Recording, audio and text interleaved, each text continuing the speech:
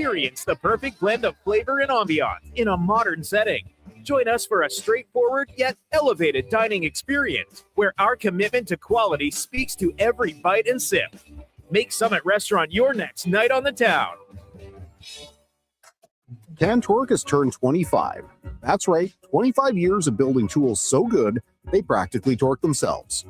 Hard work and innovation equals problem solved. See our latest designs at cantork.com.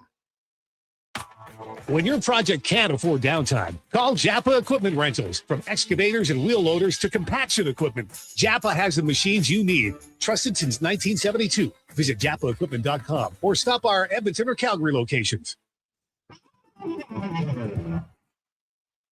Performance by Action Electrical today. Their projects team kicked things off, designing and building with unmatched skill. Then the service team swoops in for those crucial repairs and maintenance. And don't forget the testing team, ensuring everything's safe and sound before the solar team scores with sustainable energy.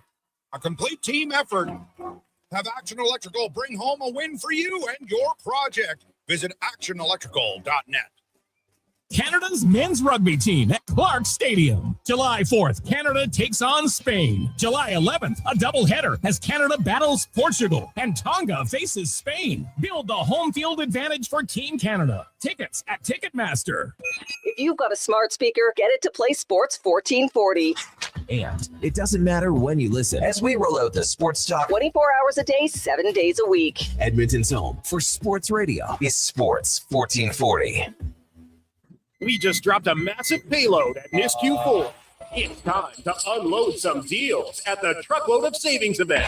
If you've been waiting to upgrade, we've backed up the savings with unbeatable offers on our toughest Fords. Right now, haul away exactly what you need and take advantage of massive price drops across our entire lineup, including the legendary Ford F-150 for the job site or the weekend getaway. Shop the Truckload of Savings at nisqford.ca. NISQ Ford, above expectations. It might have been scraped by the snowblower, dented while door crashing, or crunched at the company Christmas party.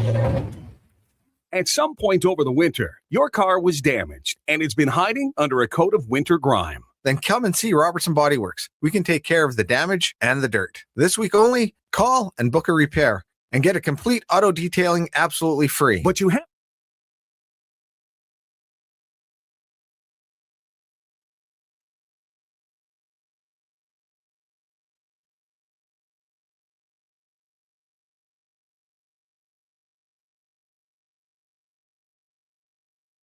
The Lowdown with Lowetide on Sports 1440. Author, musical connoisseur, sports know-it-all.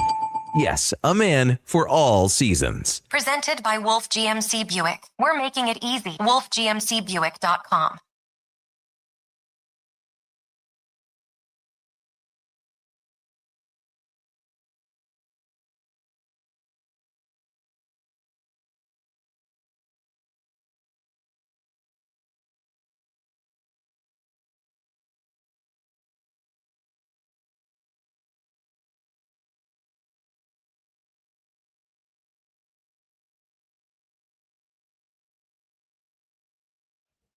Welcome to the Lowdown.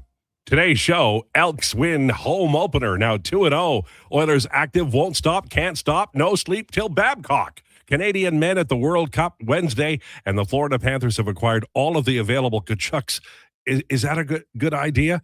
Messi the GOAT as well. Lowdown with Lowetide brought to you by Wolf GMC Buick on Sports 1440 and YouTube. Wolf GMC Buick. Get 0% financing for up to 72 months on select new 2026 Sierra 1500 models. Visit wolfgmcbuick.com. We're on Sports 1440 and YouTube, live on sports1440.ca, iHeartRadio, and Radio Player Canada. Our headliner of the day, Jason Krueger at 1:20. After the show, we're on Apple and Spotify podcast. We tweeted out on X.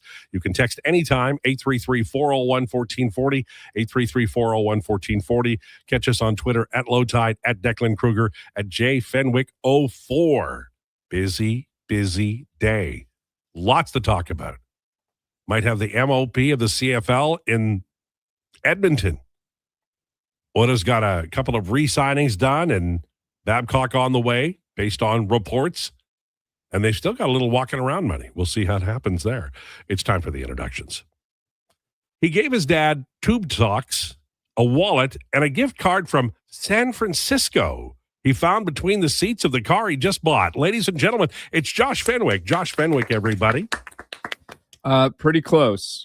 We got him a Flames putter cover. Nice. Very nice. Not a big deal. Well, it's the little things. Did you ever shop at San Francisco, the store? No. Okay. I couldn't even tell you what that is. That store was crazy. It had I got the weirdest gag gifts from people from that store. They had everything. They really did. None of it was stuff you'd would buy yourself, and that's why it was a great gift store. Naturally, that makes sense. Like Spencer's just down the hallway here. Right, exactly. It was like a crazier Spencer's. It was. It was like some of it was wildly inappropriate. What's in the back of Spencer's, right? Yeah, and it was a crazier Spencer's. All right. Then. Just making sure. He gave his dad a card for Father's Day. It said, "I promise never to confuse Billy Joel and Peter Gabriel again." And there was a little bit at the end that said, "And this time I mean it." Ladies and gentlemen, it's Declan Krueger. Declan Krueger, everybody. What a great weekend of sports. Great weekend of events. Lionel Messi, tough day if you're not in the Lionel Messi is the GOAT crowd. Couldn't even imagine having to try and battle through that one anymore. But yeah, let's have a show. All right. Everybody's okay with their dad? Everything went well? We had no moments or anything like that? Yeah, everything's okay with my dad. I love my dad. Okay. Well, I just want to make sure. No, we're everything's groovy. We saw Disclosure Day even. He loved it. The 18th year in a row that I got white tube socks as a gift, things went a little ornery. Just saying. It can happen. All right, let's start with the Elks win because, we talked about it on Friday about how important this early season is to the franchise. And, you see it every day. I have buddies who won't go to games, and they're just, I'm not going because of the name, and I'm not going because of the clear bag, or I'm not going because whatever. And there are billions of reasons. And this was a once proud franchise, and it has fallen on hard times. How do you turn that around? I think one of the ways you are never going to get the olds to come back, but you can get the young people to come back if you win football games. And some of those olds will come back when you're winning because they like it and they're hearing stories about a running back that's going completely supernova. And that's pretty exciting because it's in our town. And they're 2-0 now. They won at home against a great team. We all talked about how good Montreal was and the winning streak of their young quarterback. And here we are. So, Declan, let's start there. Edmonton Elks, I just am so damn impressed they won that football game. My goodness. I mean, they won it. We had a great breakdown on Elk Central this morning, me and Eddie. And it was, we talked about, I mentioned they kind of won the game. They've won 2 games now this season in 4 different phases. One, you looked thoroughly the better team against Ottawa, but Ottawa did have a little bit of a comeback late that you had to fight off. Then in this game, you start slow. You overcome that, look like the better team in that third quarter and that second half until Montreal kind of fights back again late, and then you then hold that off again. So they've done it very well at a lot of different phases very early in the season. Like, that was a real Grey Cup favorite team with a quarterback who had never lost in the regular season. The offense looked very rough to start the game. It looked like the Owls were kind of waiting to blow it open, and you were like, all right, when's this? Travis Tice seemed to be getting a first down at will when he touched the ball in the first quarter. You're like, when's Montreal going to blow this open? What's happening here? Defense stood tall, held their ground. They could have given up more than 13 points. They only gave up 13. Big touchdown drive at the end of the second half for the Elks, then blow things open with Justin Rankin. And Justin Rankin, the reason I said this today as well on Elk Central, the reason he is the MOP of the league through 3 weeks for me is because he is also the MVP of the Elks. He has to go for this Elks team to go, and he's just incredible. He had 23 touches for 230 yards. He touched the ball 23 times and averaged a first down every single time he touched the ball. It's just, it's incredible stuff. The team is in a very good spot, and I was very happy to see them get this win. So Saskatchewan and Edmonton are tied at first with 2-0. Both, I think, full value. That 40-37 win by the Rough Riders on later on Saturday night was also a thrill fest. Heck of a game. Both games. The CFL so far has been the most entertainment you could possibly get. It's happening while World Cup is on and, all of that stuff. But, man, the start of this year has been nuts. I just can we get 4 games in a row, in a weekend? I mean, with 9 teams, that should be possible, right? Would that be okay? What do you mean, 4 games on one day? No, in a week. Well, there were 4 this past week. Were there? Yeah, one on Friday, then the triple. It's going to be 4 for the next little, until I think week 13 or 14. Then, okay. Yeah. So you'll get your wish for the next little bit here. All right. Sounds good. Okay. Then we're going to slide over here and I'm going to involve Josh because Josh is he's the guy who will just pick the wings off the flies when it comes to the Oilers and signings. Oh, okay. I will tell you this, that I, based on where the cap is, based on where the Oilers are in the development, I like both the Dickinson and the Murphy side. I know people are going to be mad. You're signing old people, the law, I understand it. But you can get out from under it after a couple of years, and I think that's what they probably will do. If the Oilers aren't competitive, these guys will want to go, and for the next 2 years, you're trying to win the Stanley Cup. I like both deals. They're $4 million and 4.1. They're players who play what I call foundation or core places, top two lines, third line center. That's Dickinson. And then your top two pairings on your defense. And obviously, Connor Murphy is a second pairing right defenseman on this team. And then the other guy's your goaltender. So I like both moves. What are your thoughts, Josh? I don't hate them. I hate the no move full no move for those first few years. Jason Dickinson, it's a little more okay because he's 30. Connor Murphy is older. He's 33, right? 5-year deal. It'll be done when he's 38. My apologies. And you're stuck to these guys for Dickinson for 2 years, right? Yeah. Fully, and Murphy for 3 years. That's kind of the window you're in, though. I get, yeah. I know exactly. They'll be rebuilding by but year 5 if it doesn't go well. You might be rebuilding by year 2 if it doesn't go well. I understand, but you're not planning to fail. Yes, I understand where it's coming from. So, but I also just hate the fact that people get no move clauses that aren't, top 10 player in the league or whatever. They don't. But it's not 8-year no movements, and that's what this is true. You're not totally hamstrung for a long time. So, all things considered, I like it. I was on the train with all the rest of you guys saying, yeah, Connor Murphy's got to come back because he is simply that good at his job. I didn't think that Jason Dickinson was going to want to come back. I thought it'd be $5 million and it would be too much. Oh, yeah. But for 5 years, he can check. He plays good defense. Is he going to score 22 goals like he did in Chicago? No. But I like the fact that they brought these guys back because they were additions. They're really like the only Bowman additions from this last year that have worked. Declan. Yeah, listen, the money, some people still raise eyebrows. Like 4.1 is the new 2.5. And this is kind of the question that I think gets brought up when you have these free agents. First of all, the center class for free agents was very shallow this year. So Jason Dickinson was going to get paid if he went somewhere else. They might have had to pay a bit of an upkeep to keep him. But my thing is, like, do you guys believe that the team is better with Jason Dickinson on it? Yeah. Okay. So do you believe the same as well, Lowetide? I believe it should be if he's used right. Okay, there we go. So if you believe that the team is better with him, you want to keep him, and you will pay him maybe a little, even a smidge more than what you think he is worth to make that happen, because you are not just in a situation where you need to reach the cap floor. You are not just in a situation where you need to be competitive. You are in a situation where you need to put a team together to win a Stanley Cup because you are in that window. If you feel Jason Dickinson can help you do that, you are going to pay him and sign him for the term accordingly. Now, obviously, McDavid's contract factors and et cetera, et cetera. And then Connor Murphy, just to wrap it up, no problem with that. Wanted him back. I know his contract's going to be over when he's 38 years old, but like this 4.1 is not the 4.1 of 6, 7, 5, even 3 years ago. It's just different. That is a great point. Dom Lashishin, who is a analytics guru, a really bright guy at The Athletic. This is what he said, and he's absolutely not afraid to tell us what it is based on his previous reporting. This is what he said about Connor Murphy. Solid price tag for a strong shutdown defenseman capable of top 4 minutes. Last 2 years are a small concern for Murphy, but makes a lot of sense for the Oilers in win-now mode. Remember, one of the reasons why the Oilers signed him was they can't play defense. Connor Murphy is, nobody was bitching and moaning about Connor Murphy. We were playing well with Darnell Nurse. So that's a big deal.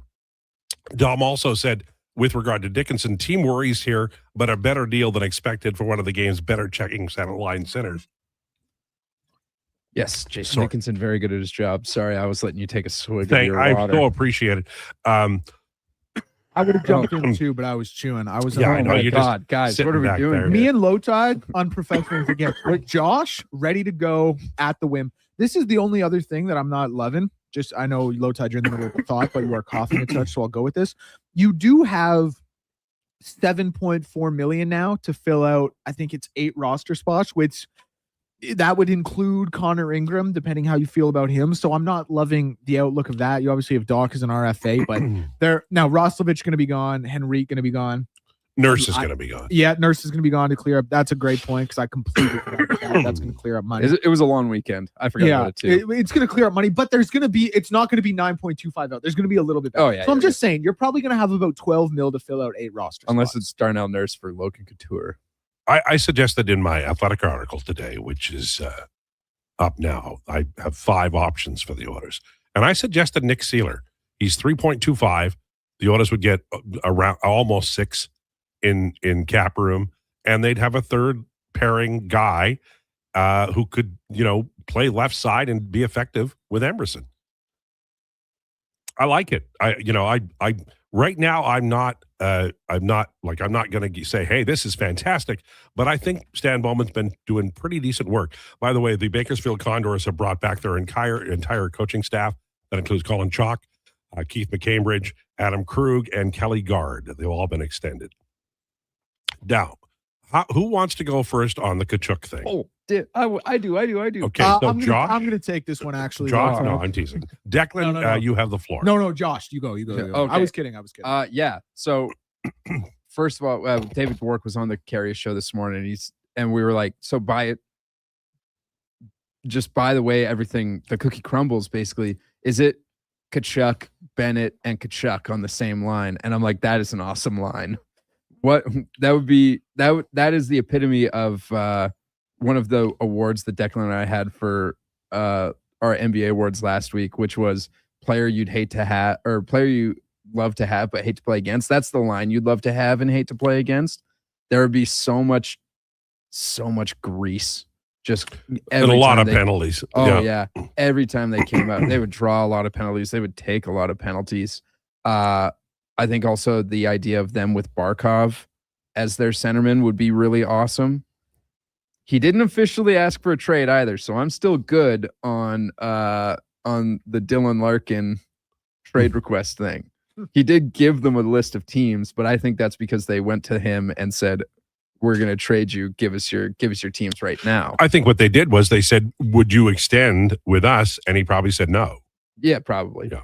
And so on top of that, what's next for Ottawa? Because it was all just draft capital they got back. So what's the move they're going to go and make? Because I find it very hard to believe they're going to use all those draft picks. Yeah. Declan. I've found over the last couple days here following the Brady Tkachuk news that and I've never really been that high on Brady Tkachuk, but people are kind of throwing out overrated. Lowetide, you've obviously talked about the age thing. Mm-hmm. I think Florida, now they got to figure out their goaltending type of deal, but I think they are clearly the number 1 cup contender heading into next season just based on over roster. Carolina. I mean, obviously Carolina just won, but let's face it, no Sasha Barkov this year, no Matt Tkachuk this year. Like Brady Tkachuk is going to factor in. I would take Florida personally. And my thing is like, listen, this may not age well for them with the youth they have on their team down the road, but let's say they put together 1 more cup with Brady Tkachuk there. Best case scenario for them, they get 2. Then all of a sudden you're talking about you've just won 4 cups in 8 years, 7 years, 9 years, whatever it is, 3 years and whatever.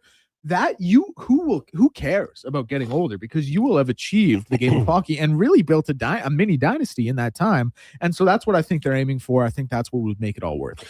Here's what and like it sounds empty today, but this is an older team.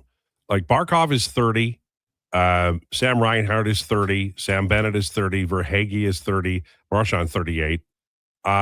Evan Rodriguez that's not at 32. old as it once was. No, but it is. Man, there is a cliff, and people. It happens. Like, are you willing to say to me that Ryan Nugent Hopkins, he's 33 now? Yeah, he's the same player he was 5 years ago.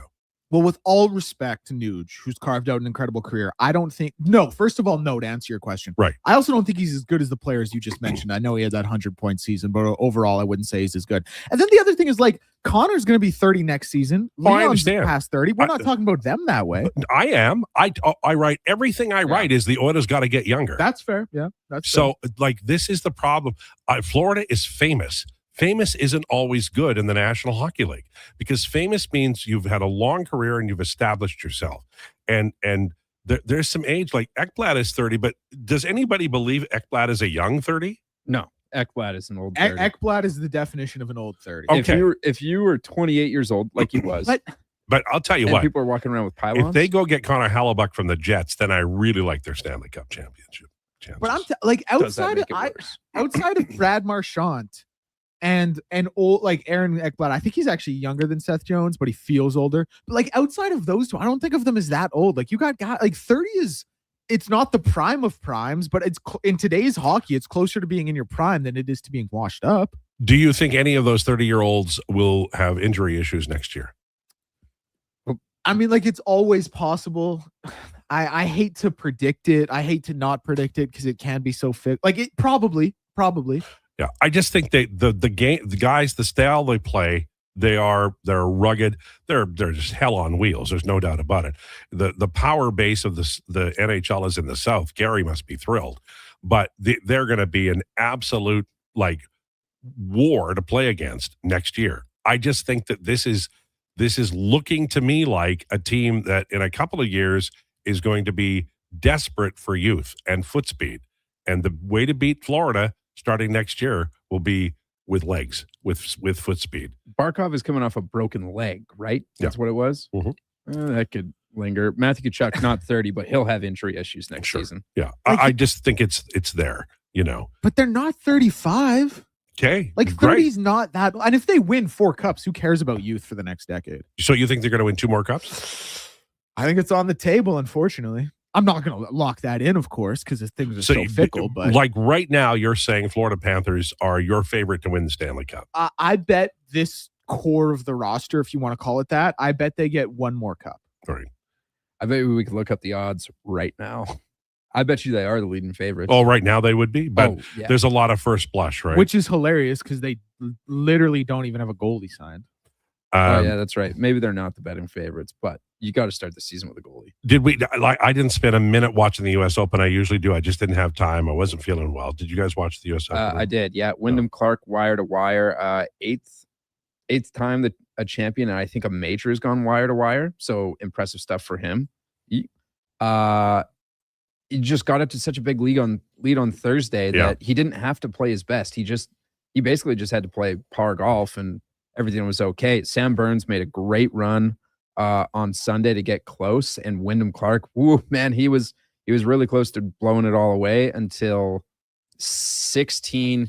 He had a terrible drive. He ended up in the weeds, and then had a bad second shot, and then ended up on the back of the green, putting for birdie still.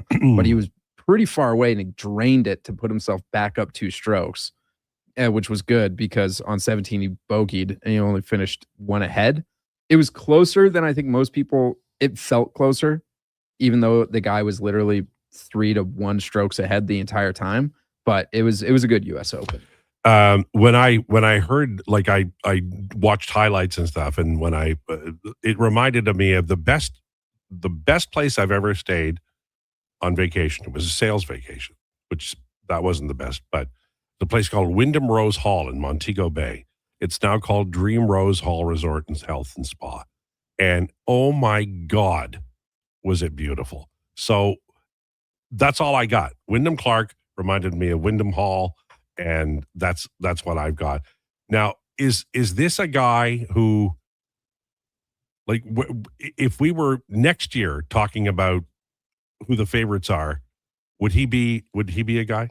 I don't think so. I don't think Wyndham Clark's ever really going to be a guy that you look at as one of the absolute betting favorites, particularly maybe on a tough course. But next year it's at Pebble. Mm-hmm.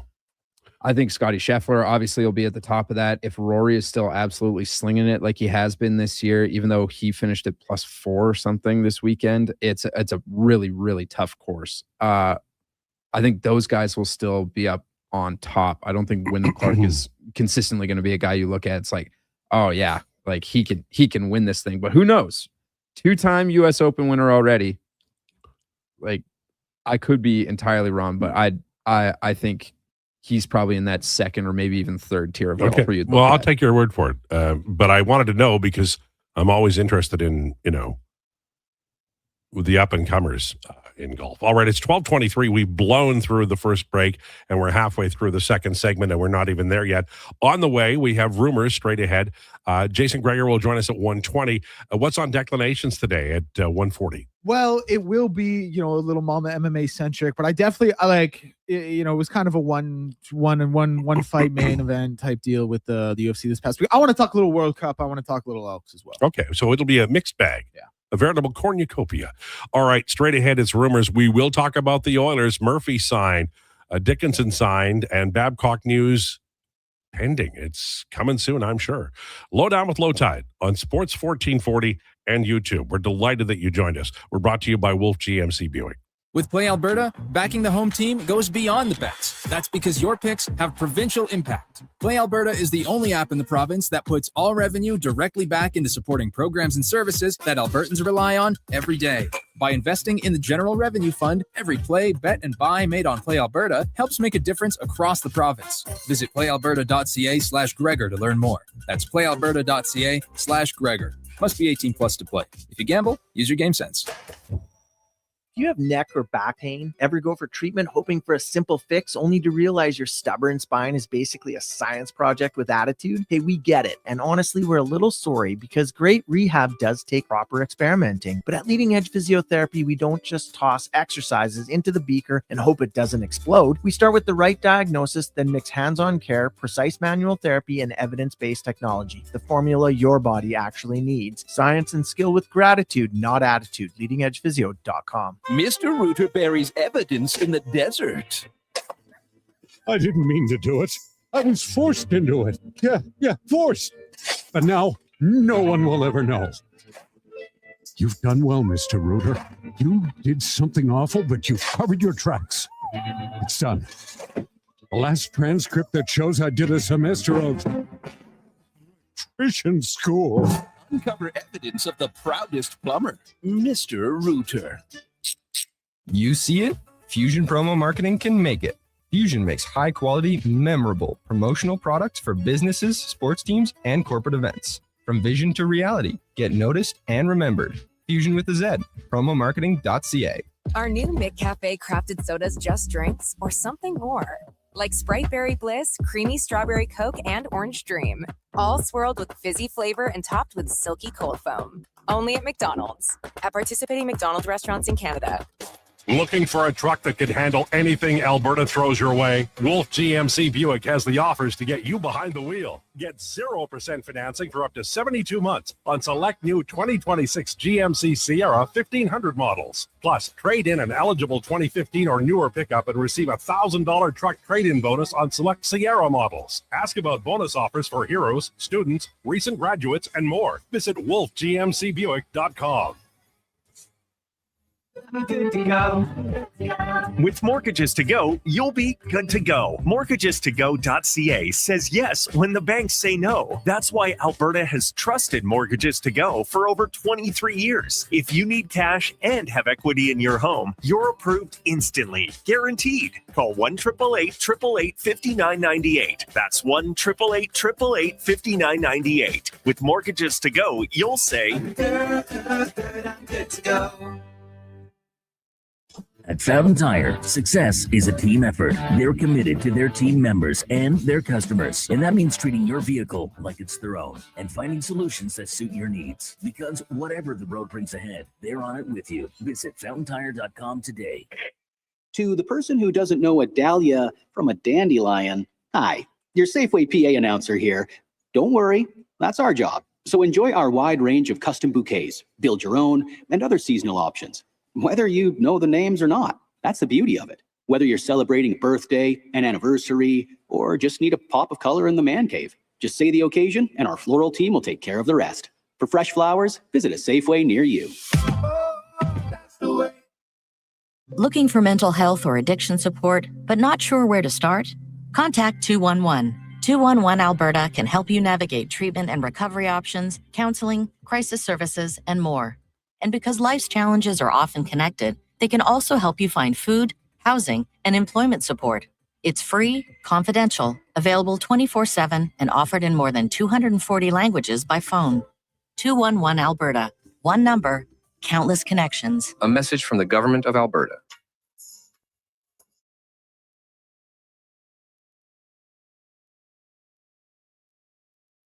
Here's the Lowdown with Lowetide on Sports 1440. Presented by Wolf GMC Buick. We're making it easy. WolfGMCBuick.com.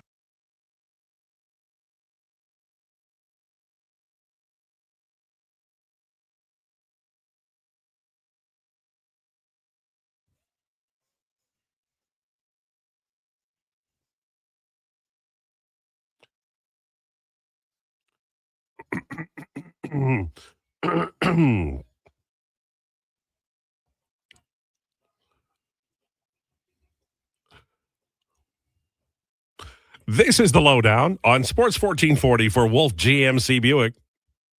Check them out, wolfgmcbuick.com. So much going on. World Cup. We didn't even get the Jays in the first segment. Lots of Oilers news to discuss.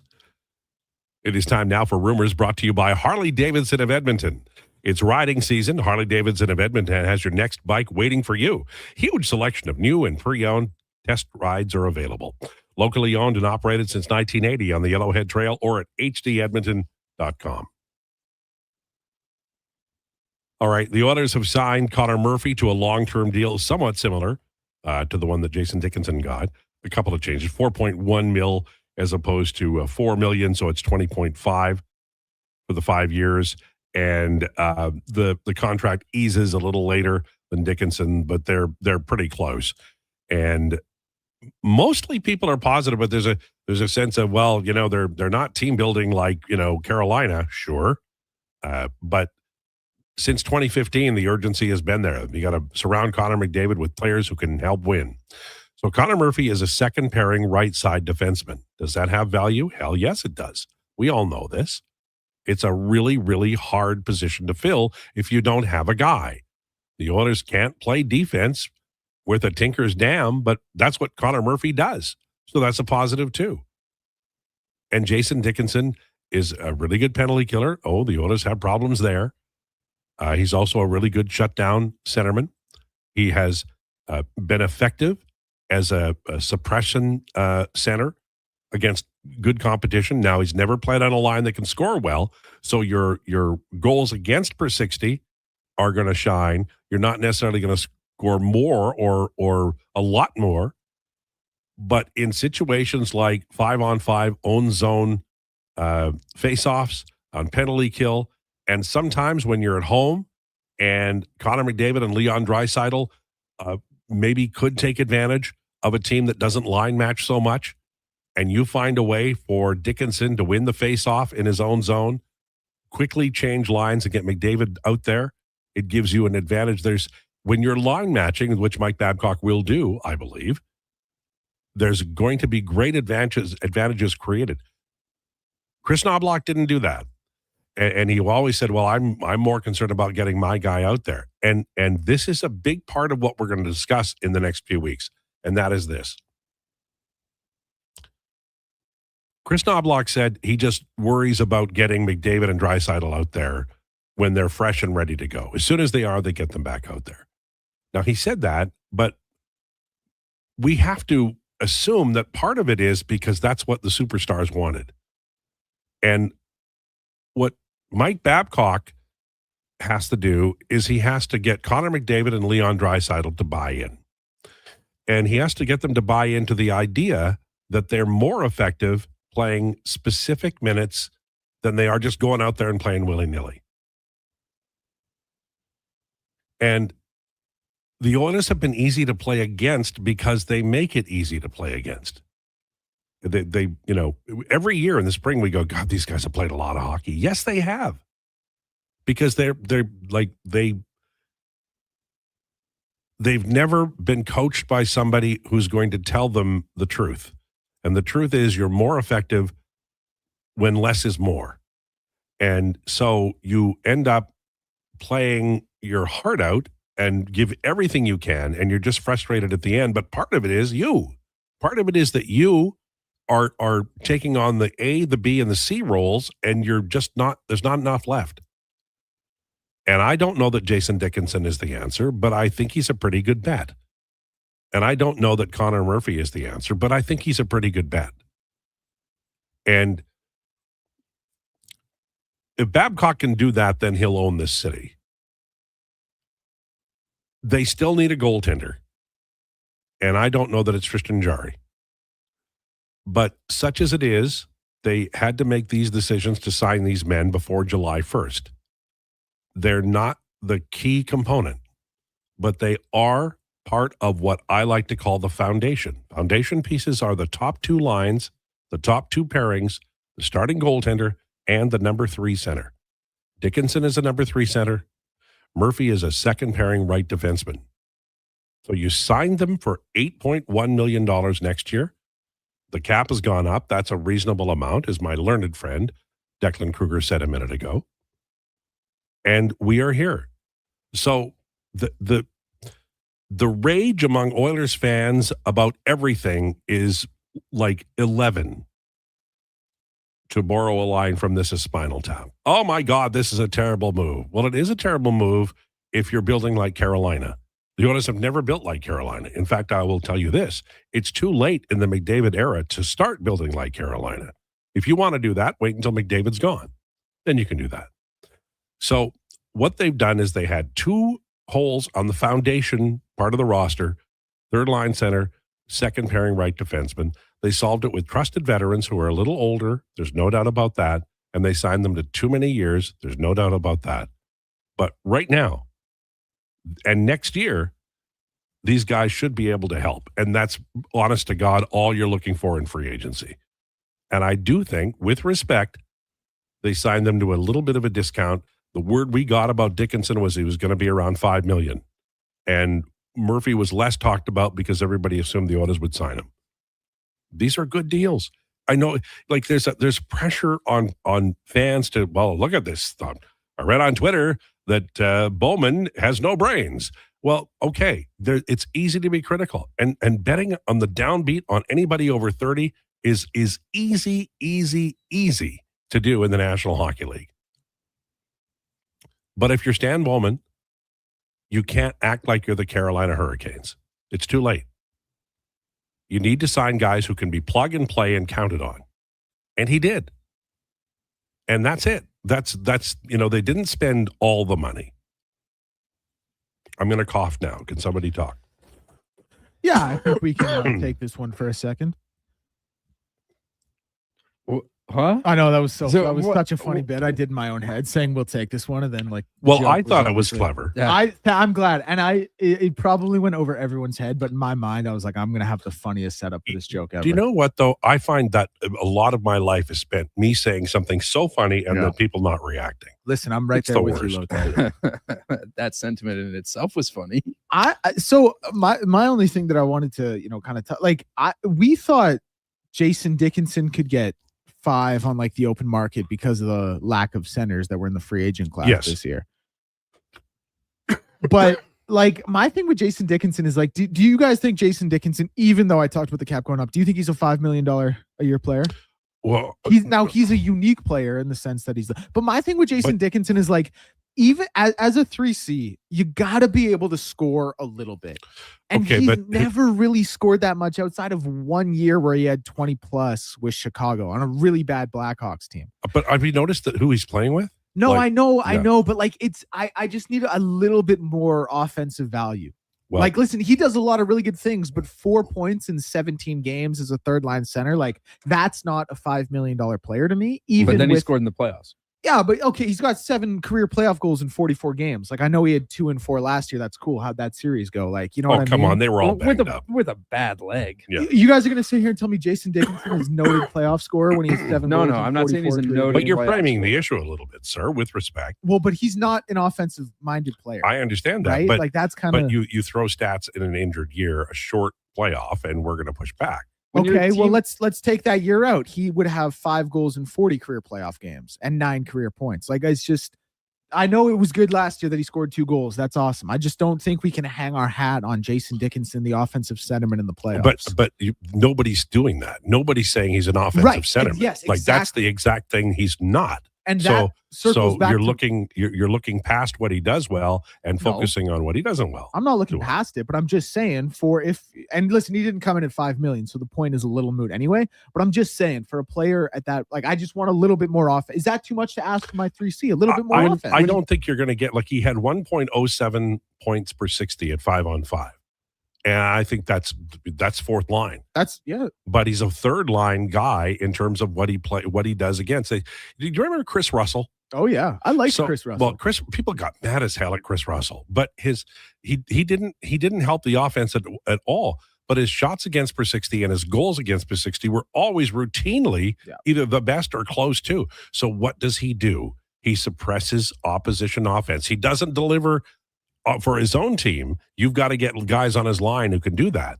But he does the hard work. Now you've got to find a line that works. That's to another point, because like who are his line mates going to be? What do we think? Well, it's hard to say now, but I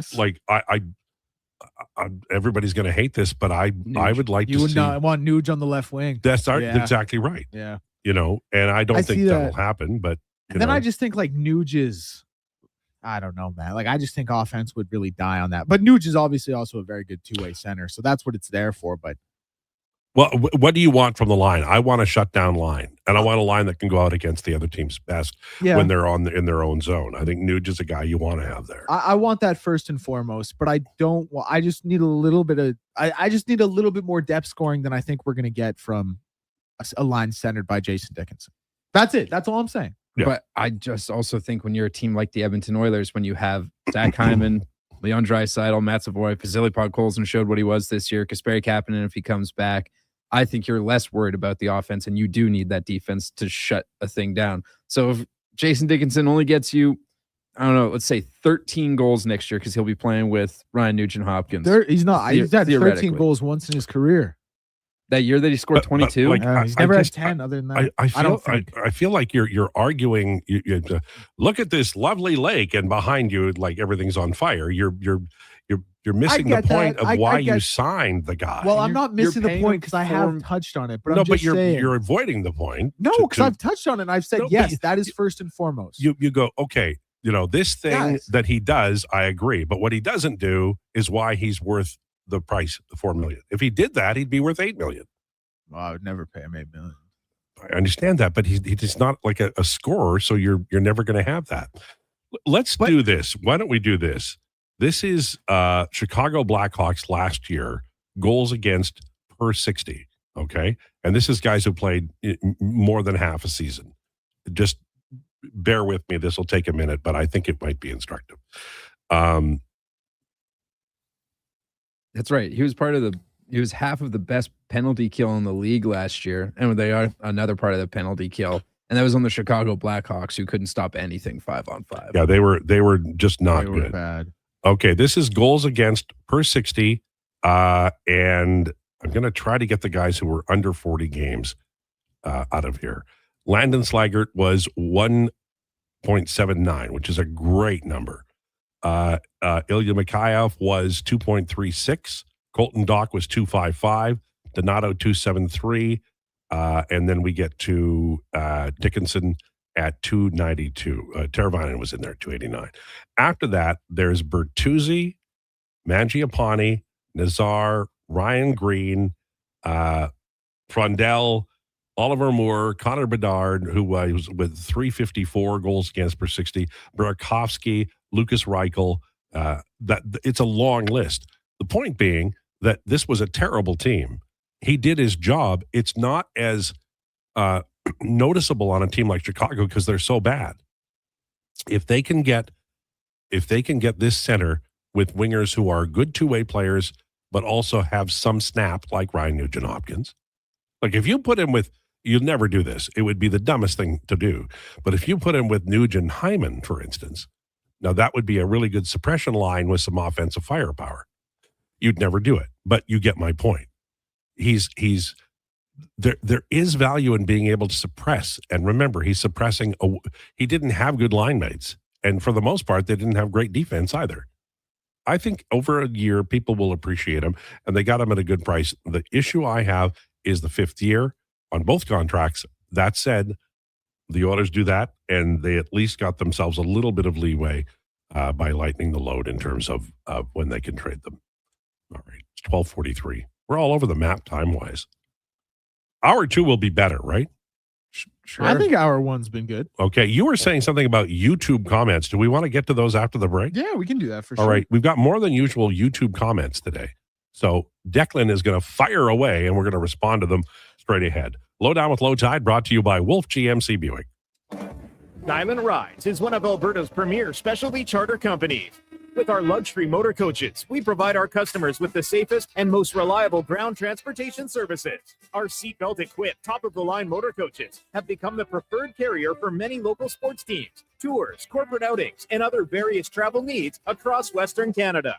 For more information and to request a quote, contact sales at 877-748-0991 or visit silentrides.ca. Whether you're a craft beer connoisseur or more of a wine aficionado, there's always something new to discover at Sherbrooke Liquor, a unique family-owned independent liquor store. The selection, incredible. The non-alcohol section is also very impressive. Sherbrooke Liquor, expert, knowledgeable staff with a passion for unique finds. More than just a liquor store, we're a community. Alberta's best, the one and only Sherbrooke Liquor. Wine, spirits, and oodles of beer. Visit SherbrookeLiquor.com. Are you a skilled laborer? All-Star Construction wants to talk to you. A heavy equipment operator with Traco or backhoe experience? All-Star Construction wants to talk to you, too. With work in and around Edmonton for local land developers, All-Star Construction offers year-round employment. Whether it's power, gas, or telecom, developers rely on All-Star Construction to get the job done. So if you're a skilled laborer or a heavy equipment operator with Traco or backhoe experience searching for work, search All-Star Construction on Indeed. Getting your vehicle sparkling clean doesn't have to cost a fortune. Take it into Hughes today and pay just loonies a wash. Find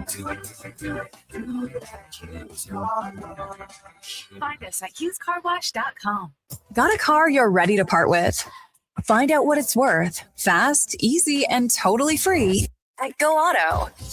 We're talking top dollar trade-ins, whether it's a little worn or still rocking that new car smell. Just a few clicks, and boom, you've got your value.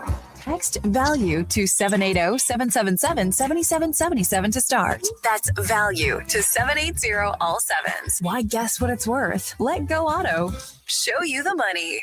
Come for Canada's largest trade shows, the biggest names in entertainment, exhilarating sporting events, and more. And stay for the experience at the Edmonton Expo Centre. Looking for the perfect place to host your next big event? From trade shows to galas, meetings, and concerts, the Edmonton Expo Centre has the space, event expertise, and service to make your next event unforgettable. With over 522,000 square feet of flexible event space, in-house catering, and operational expertise, they bring your biggest vision to life. Learn more at EdmontonExpoCenter.com today. Wendy's 99-cent Frosty is back, and Frosty farmers couldn't be happier. Made with Canadian dairy, they grow up cool, creamy, and mighty thick.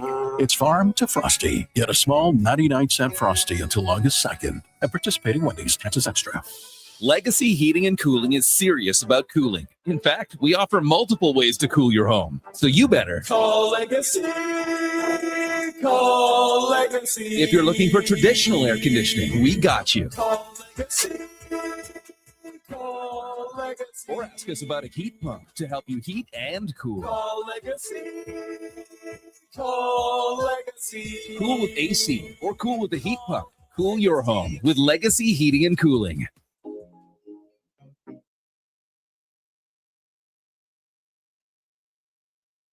The Lowdown with Lowetide on Sports 1440. Author, musical connoisseur, sports know-it-all.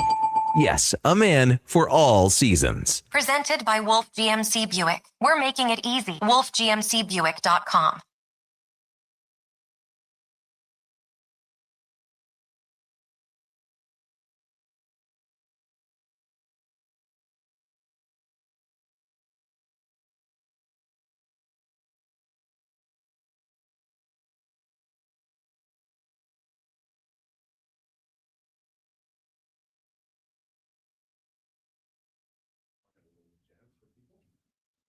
Who was that? That was T-Pain featuring Akon. Bartender. You just love Akon right now, Three straight songs. Even though he made you wait for hours. Yeah, I did. So, but he doesn't rank with Lil Baby. No, nobody. But Lil Baby, I don't think Lil Baby can get into Canada. He's got some criminal issues that I think restrict him from traveling. So, well, that concert might be a little ways down the line. Kind of ironic where an American can't get up to Canada now. Zinger. So you He had probably also just doesn't want to. Like, I'm sure he's from Atlanta, man. Like, I don't think he wants to come and check out Edmonton and Calgary. Well, what's and wrong stuff. with Canada? God, Hey, it's a I love brilliant Canada. country. Don't get me wrong, but when you're from you tell what's this fellow's name? Dominique Armani Rogers. Is Well, you tell him he gets here. I'll buy him I'll meet him at Lake Louise, and we can walk around, and maybe we'll have a hot chocolate at the chateau. Listen, you don't have to sell me on Canada. Don't forget, this is the guy who Theo Vaughn follows on Twitter. Yeah, Theo, we got to get Theo Vaughn on the show, man. You got to just DM him and ask him to come on the program. Who follows me on Twitter? Theo Vaughn. Theo Vaughn. He's a stand-up comedian. Oh, really, really more of a podcaster now. He's more of a right-wing He podcaster. probably made a mistake. He does follow like 20,000 people, but Right. still. So He's got 1.7 million followers himself, so that's pretty good. That is good publicity for the show. It is? Okay. And the well, that's station. good. You were saying something about some YouTube comments things. Yeah, I was just, we had a good viewership earlier, and there were some questions coming in. So, So we don't now. No, it's still there's Everybody still good. left, but they left a comment. No, we're still doing well. All right. I just figured I'd pitch a couple to you. This one comes from at Double G Noriri. A lot of words and letters there. Not going to read the whole thing, but he says Florida is too old? So the Murphy and Dickinson contracts must be bad in your eyes. Now we've obviously talked about that, but he goes on to say, he says, I want to ask LT, is Florida a contender or not? After he answers, ask if Edmonton is. They're both contenders. Look, let's get real here. The Oilers are absolutely an older team. McDavid, Draisaitl, all of those guys. I spend hours every day, and I write like at least one article a week at The Athletic and 2 at the Lowetide blog saying they've got to get younger. The Matt Savoy development, along with, say, Podkolzin and Ike Howard, those are really important, and I hope Ty Emberson ends up being a top 4 defenseman. That said, you acquire players at different times of the year.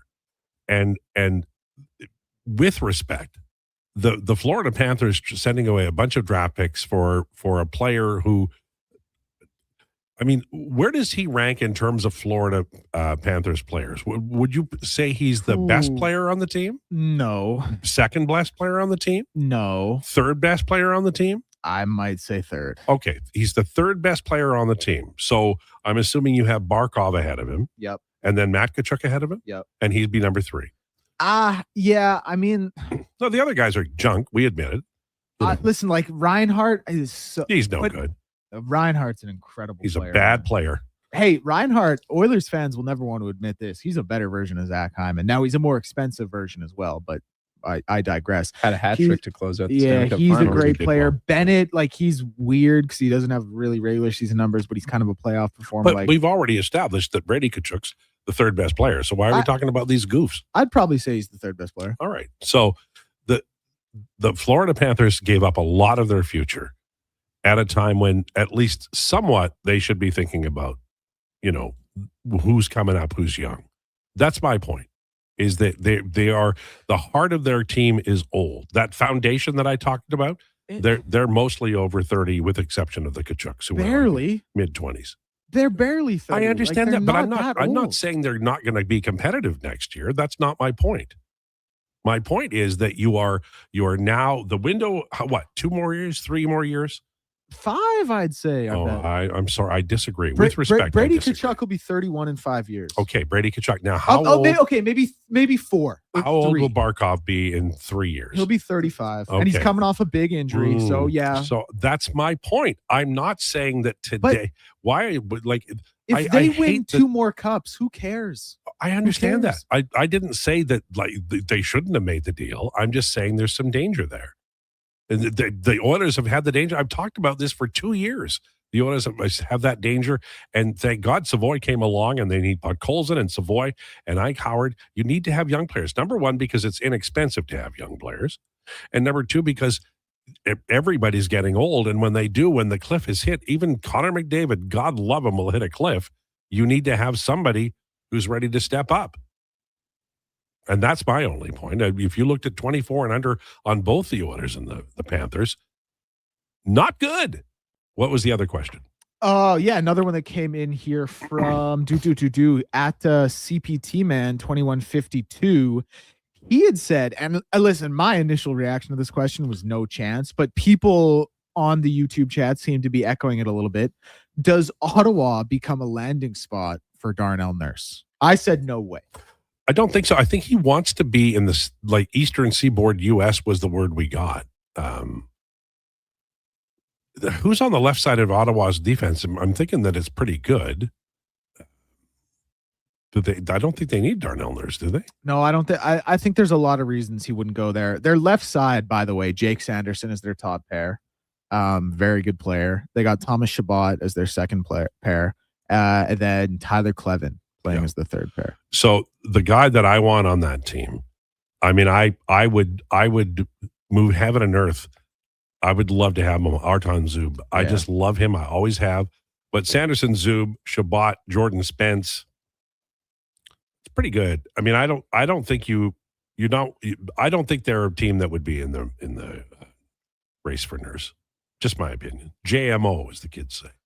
This one comes in from Noel Rinsky. He says, Emberson, Savoy, Podkolzin, and Howard Dock. How many young players can you have on a roster? Well, you can have more than 5, but here's the other thing. I'm not like, I love Doc, but Doc isn't like a foundation player. You like Savoy, Podkolzin, those guys play in important roles. They could check down and become third line wingers, but last year they played second line and did well, right? And Ike Howard is the guy that you hope can step up and do that. And good teams are always finding a way to make themselves, because you don't want to get cut off. You don't want to. I don't think this town deserves another rebuild before they win a Stanley Cup. So you got to chase it now, but at some point in time, you got to add youth, and the Oilers have it. I have no complaints about what the Oilers have been doing since Stan Bowman got here.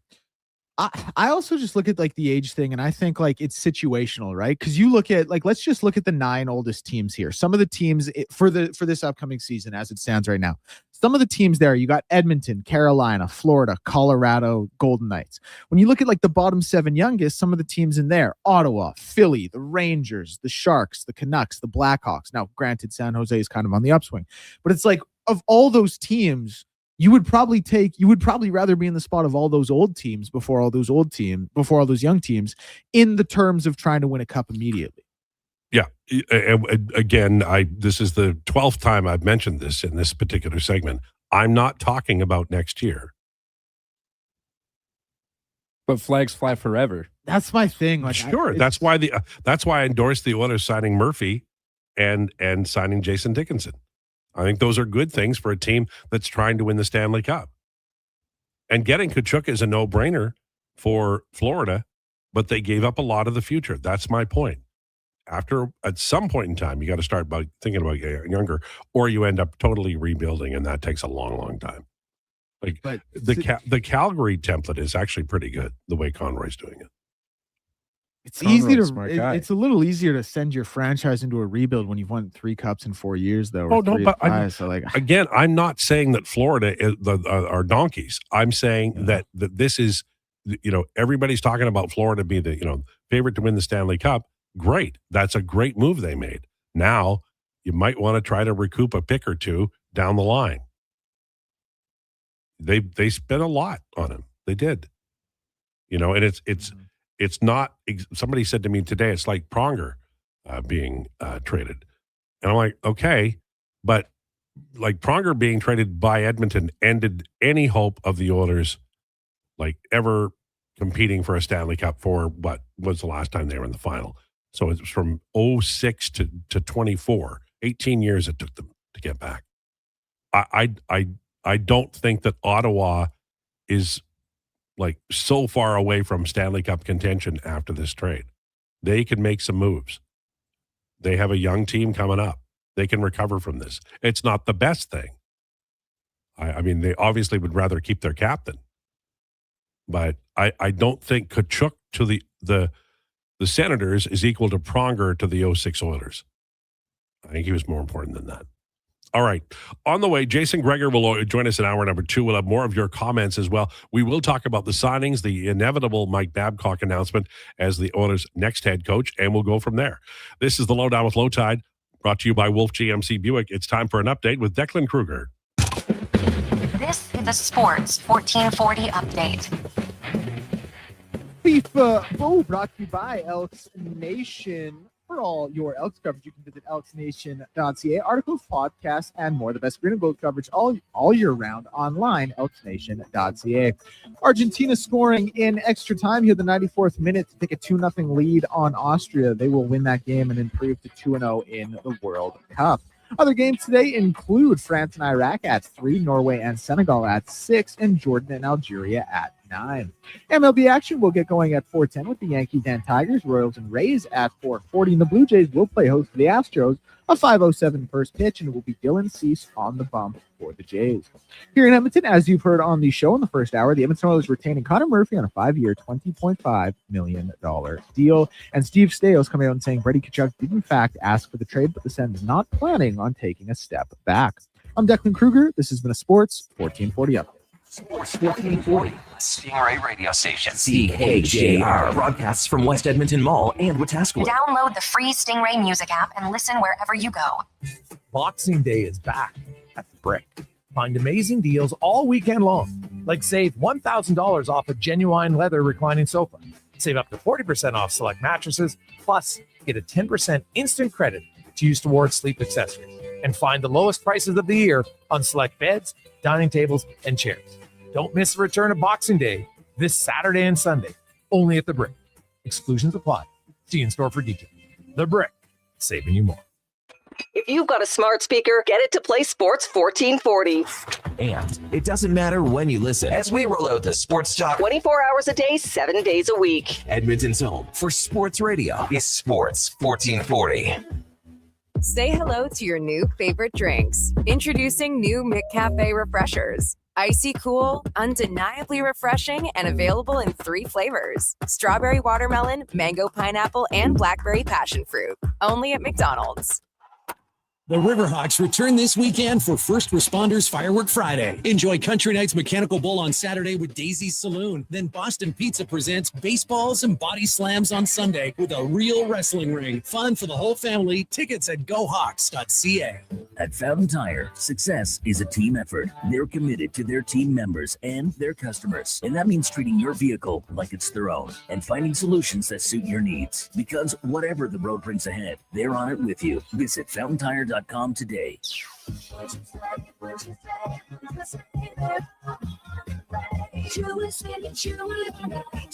It's finally time to escape your 4 walls and see where your 4 wheels can take you. Sherwood Honda helps you head out on the road the way you want to, with the right vehicle, including freedom-seeking SUVs that give you the versatility to drive where, when, and how you want to. It sure would do some good to get out and stretch your horizons, and sure would be easier with Sherwood Honda.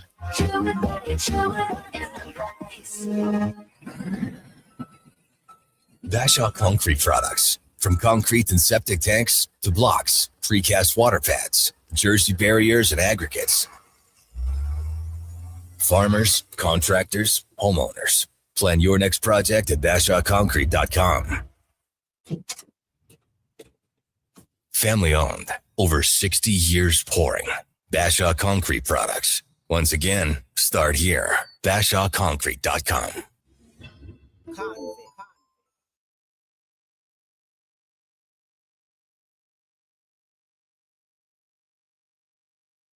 breaking down the fine art of sports, one rep at a time. The Lowdown with Lowetide. Thanks for checking out Sports 1440. Presented by Wolf GMC Buick. We're making it easy. WolfGMCBuick.com.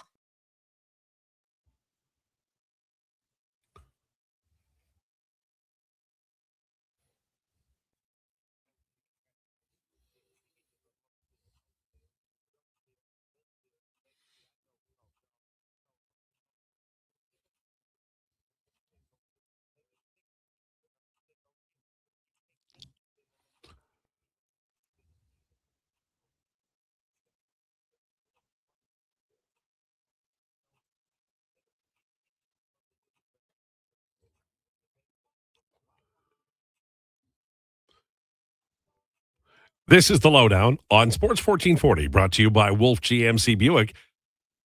Trade in an eligible pickup and receive a $1,000 truck trade-in bonus on select Sierra models. Visit wolfgmcbuick.com. A media avail is either starting or about to, involving Connor Murphy and Jason Dickinson, the two newly signed Edmonton Oilers, and we will get to that as soon as we are able to.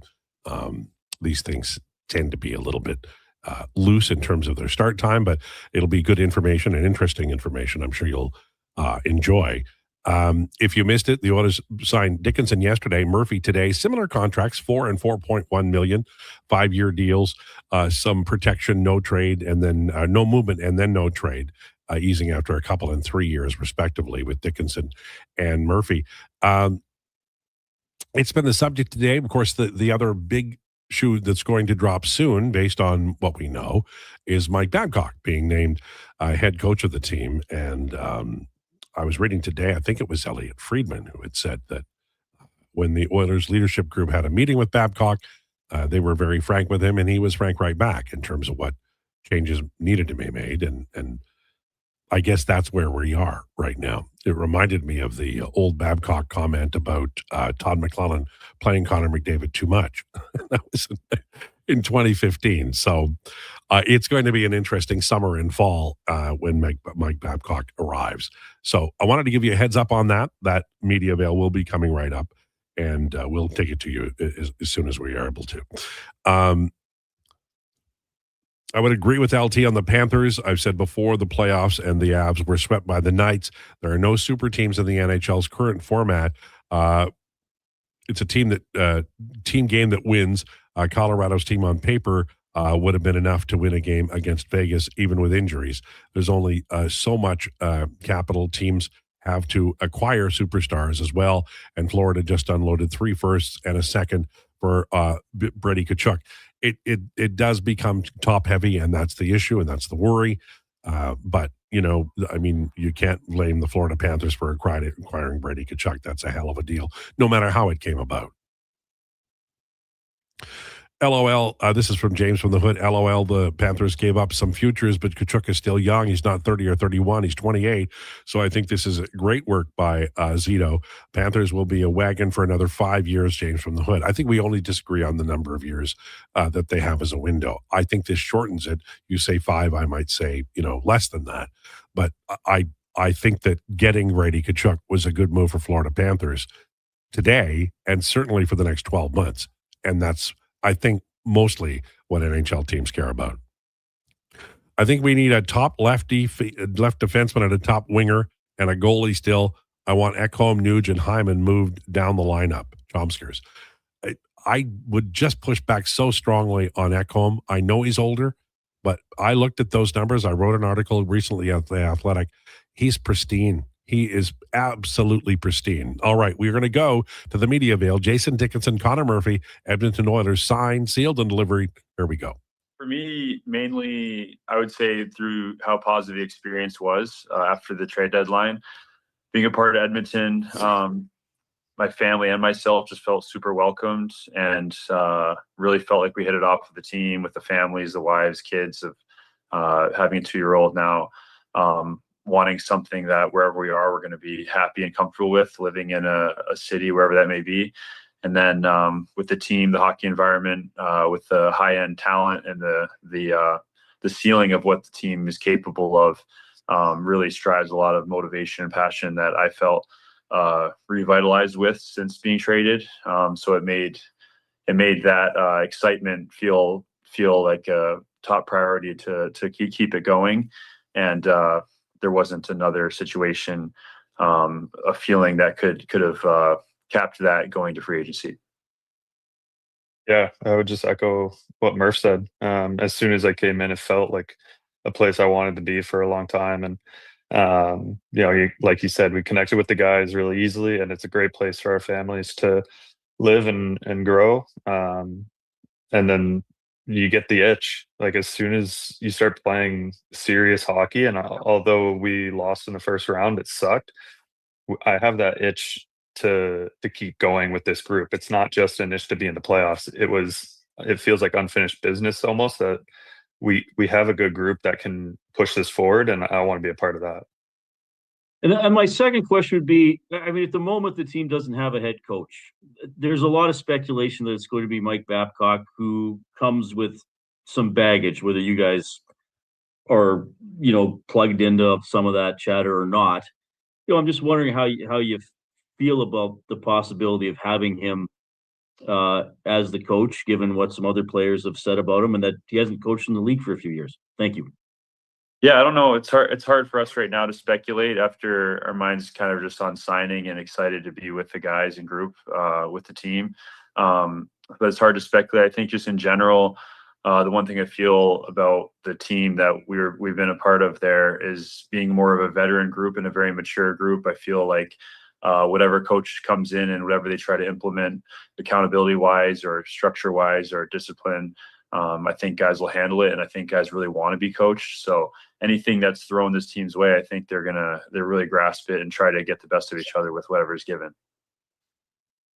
Yeah, I mean, whoever the coach may be, obviously you speak of the speculation of Babcock.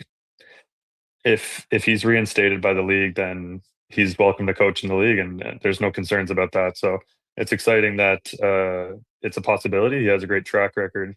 He's won some big tournaments for Canada, and he's done well for himself. Okay, we will go to Mark Spector with Sportsnet. Go ahead, Mark.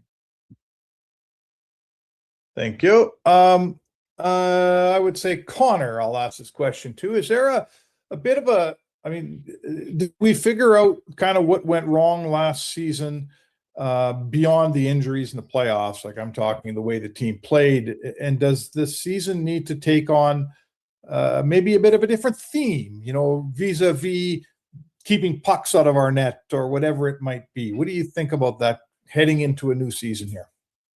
I don't think there's a lot to continue to speculate on the playoff series. I think we got outplayed in the way that we did give up a lot of goals, and a lot of them were breakdowns for us, giving up a lot of grade A chances, and then our penalty kill not performing very well and giving up goals that way too. So that is a priority, I think, for any team. I don't think that's something that's hard to figure out. That needs to be a priority of ours as players and staff and everyone. So I think just moving forward, having a lot of time to sit on it and kind of feel that pain of being out so early as a group brings back that motivation and health for everyone to come in and just make sure that the team puts our best foot forward and realizing what hasn't worked in the past and what's going to work going forward. Yeah, Jason, do you feel like having sat on this loss to Anaheim for a while, you're a player in a defensive role, right? Do you and Murphy have to bring some of that to the leadership group here and bring some of this to the table, that this has got to be a bigger priority than it's been in the past? Yes and no. You don't want to make players play any other way than they're comfortable with. If you start getting guys playing a different style game, all of a sudden now, if you're talking about Connor and Leon and the top six in particular, all of a sudden they're not putting up 100 points, and you guys will start questioning why they're not doing that. So there's a fine line of being focused on it, but also allowing guys like myself and Murph to take on those responsibilities. You bring in these defensive-minded players that can manage those hard objectives to allow them to play a little bit freer against maybe a second or a third line instead of going up against top players all the time. They get a little bit of time to play easier matchups, and I get the job to make sure that they don't score on us. Thank you. Thank you, guys. We will now go to Derek Van Diest with NHL.com. Go ahead, Derek. Hey, Connor. Thanks for jumping on. I just want to ask you about your role this season. Like, you came in and I think you're playing 17 some minutes in Chicago, played about 20 minutes, I think, here towards the end of the season. What are you looking at your role as, particularly if Darnell gets traded and he's not here next season? I don't think it changes a lot as far as responsibilities. I think my role defined at this point in my career has been pretty straightforward about being a defenseman that's hard to play against and trying to limit chances against and bring some competitiveness and leadership how I can. So I don't see changing my game. I do hope to get the best out of my game, and I still think I have better to prove. So I hope for whatever staff is implemented that I can continue to grow my game and find ways to continue to be more effective and to help the team in better ways that I ever have. So it's fun. I think that's another bonus of extending in Edmonton, is it feels like the atmosphere, the culture, and staff-wise, even just the strength training and medical, the recovery, the meals, it just feels like it was so first class that it allows you as an athlete and player to get the best of what you're trying to reach. And you're here for 5 years now, and obviously, part of the core now. I guess I want to ask you how you kind of fit in with the other core guys, and if you feel like you'll be part of that leadership group in that core. There's so many guys that have been here for many years. So honestly, I think I can speak for Jason in that we're just coming in and trying to gel and feel like learn off these guys all the ropes of how it's been with the team, the success that they have created since they've been here. So trying to be a part of that and excel in any way we can. But I think leadership wise, honestly, there's a lot of players that lead in different ways. What Connor does is unmatched, and the way Leo plays too, and Bush, and there's guys that their performance and what they lead is such a high level that makes them amazing captains and assistant captains. And then other guys like us that fit into the lineup still need to bring leadership with each other and make it a collective effort, because that's just what creates the best culture and environment. Thanks, Connor, and thanks, Jason, again for calling me yesterday. Thank you, Derek. Jason Krueger, I saw you had your hand up earlier. It's not up now, but did you have a question? I'm going to go with no, you do not. So we will go to Jim Conlon, our friend with RCB Radio in Ireland. But I got a question. Jim. Will I go? Perfect. Okay. So Connor and Jason, I suppose we all know the attacking abilities of McDavid and Draisaitl. I suppose your re-signings, is this showing that Edmonton is going for the defensive unity, experience in the backline, a defensive core that they can build around for the coming years to support McDavid and Draisaitl? Yeah, I don't know if it goes as far as saying building around us, more that we're just trying to be pieces added to the puzzle that has been in place for years. So just trying to be complements to those star players and honestly a lot of the core that's been there. To try to bring strengths of our game that can hopefully help the team in a defensive way, and then just in a playing way all around. Yeah, I'd agree. I think Murph and I bring a consistency to that defensive game that is reliable, and guys, coaching staffs, players, they can count on us to kind of do our job night in, night out. It's not flashy, it's not sexy, but it's effective. And so it's a piece that fits well with what they've already got, because they're so dynamic offensively already that you bring in guys that can handle the defensive responsibilities. It takes a little bit of that stress out of constantly getting scored on, that forces them to constantly have to keep scoring. And my final follow-up question to Connor there. I suppose, Connor, you've been in the league for a long time, came into the league in 2011, 840 games under your belt, a 5-year contract. You could reach that personal milestone of having 1,000 games under your belt as an Oiler. Have you thought about that? A little bit, actually. Yeah, I think you see games creep up as you hit milestones that way. And it's definitely a big goal to be able to do it and to stay healthy. And it's something that can come with just years you're playing. But as I've gotten into the last few years, definitely a big focus just been on taking 1 year at a time and making sure each summer, like now, to get the best out of your body and mind to get right, and then to bring motivation and really just take your game and your performance one day at a time. So excited to build that here. Thank you, Jim. Jason Krueger, go ahead. Jason, first for you, congratulations. You had the one great offensive year when you had the 22 goals, and I know that listening to you talk, you take a lot of pride in the defensive game. How do you what went right that year offensively that you could maybe bring a little bit of that in the coming years? Yeah. Obviously that was an explosive year for me for scoring, but I have the ability to score. I have the ability to create offense. What went right, what went wrong in other years it's hard to pinpoint. I like to kind of say I fill the gaps in my line. I like to play where my line is lacking. So that year I needed to be the shooter. I knew on my line, like if I got the puck, I was taking it to the net and I was shooting. Whereas other years, I filled the gap in forechecking. I was more of the first man on the pressure, or I was more of a passer, let's say, so it's hard for me to say like one thing went right. I focused obviously much more on shooting the puck that year, but that's because that's what my line needed me to do. So I like to think of my line as a cohesive unit when we score together, because it's rarely done by one person on our line. Typically who I've played with, it's rarely done by one guy. So I try to fill the gaps that are needed, and I try to recognize what my line needs most to optimize our ice time. Okay, good answer. And I'd like both of you to answer this one. You guys were obviously basically 50% of the best penalty kill in Chicago. And Jay, when you were on the ice in the playoffs, your penalty kill numbers were pretty good.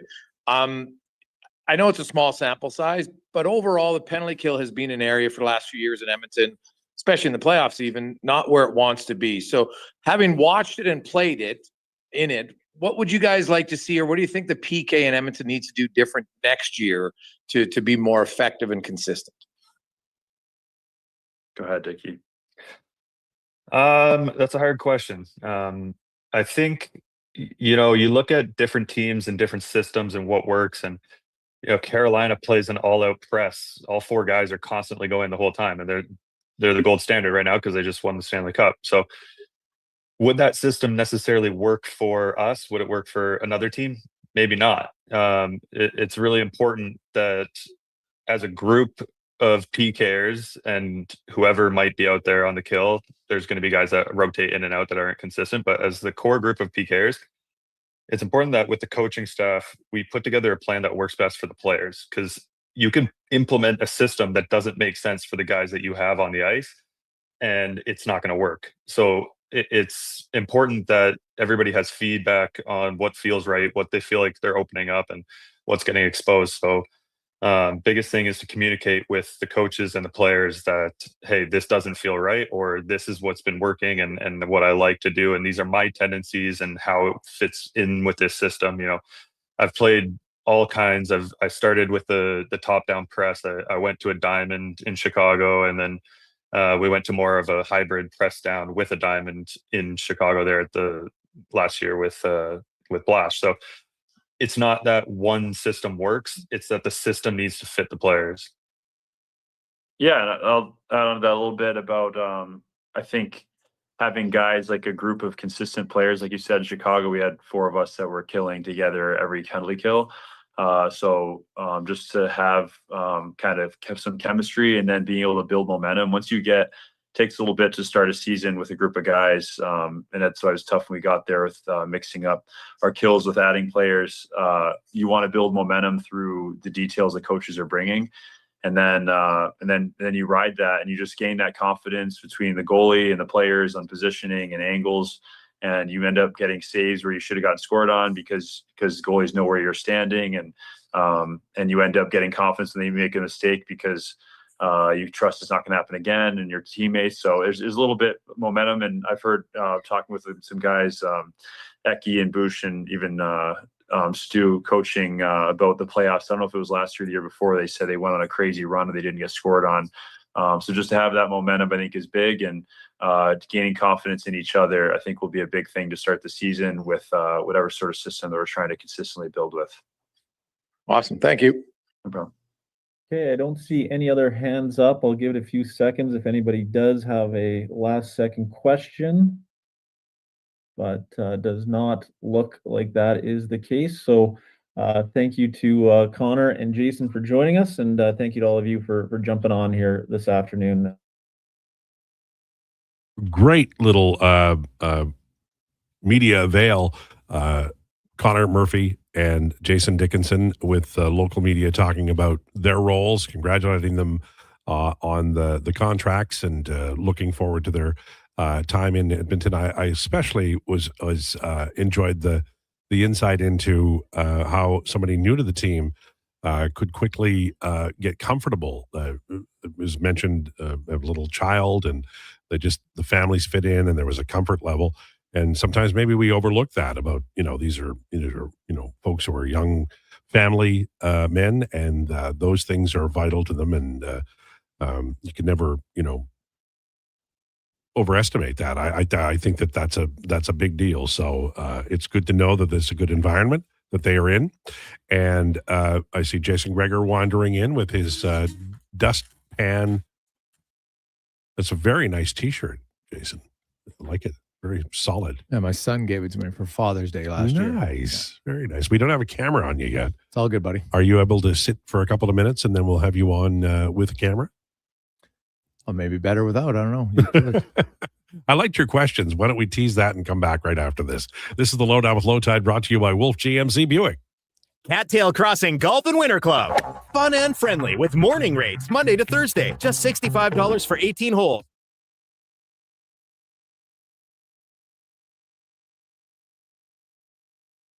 At the Montreal 47, so a big third down try here to Rankin. He breaks free. He gets the first down. Much more. Rankin does it again. Rankin in the rain. And another out touchdown. Magic from Justin Rankin. Endless amounts of magic.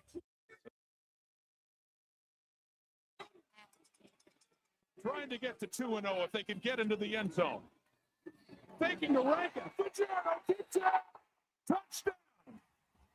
Edmonton wins.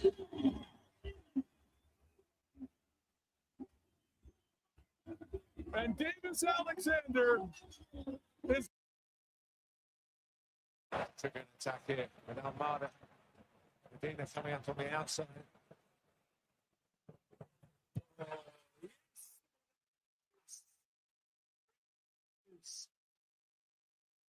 In terms of scoring in World Cup finals, you are looking at the greatest of all time.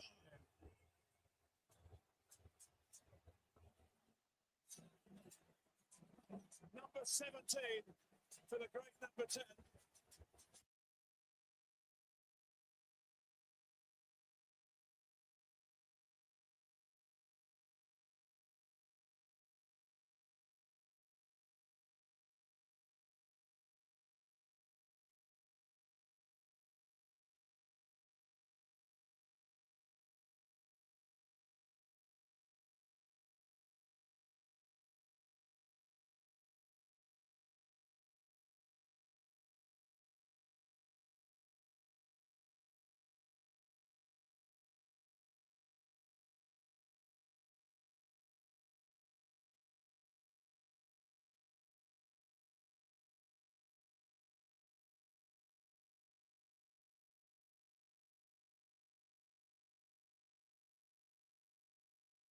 The Lowdown with Lowetide on Sports 1440. Author, musical connoisseur, sports know-it-all. Yes, a man for all seasons. Presented by Wolf GMC Buick. We're making it easy. WolfGMCBuick.com.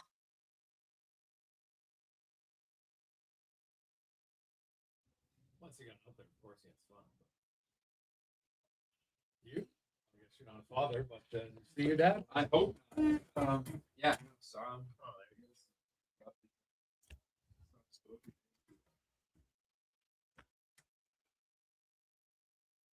This is the Lowdown on Sports 1440 for Wolf GMC Buick. Check them out at wolfgmcbuick.com. It's 1:26. Time for our headliner of the day, brought to you by Faber. Debt holding you back? Let Faber's licensed insolvency trustees help you tackle your debt. Book your free consultation at faber.ca or call 1-877-944-1177.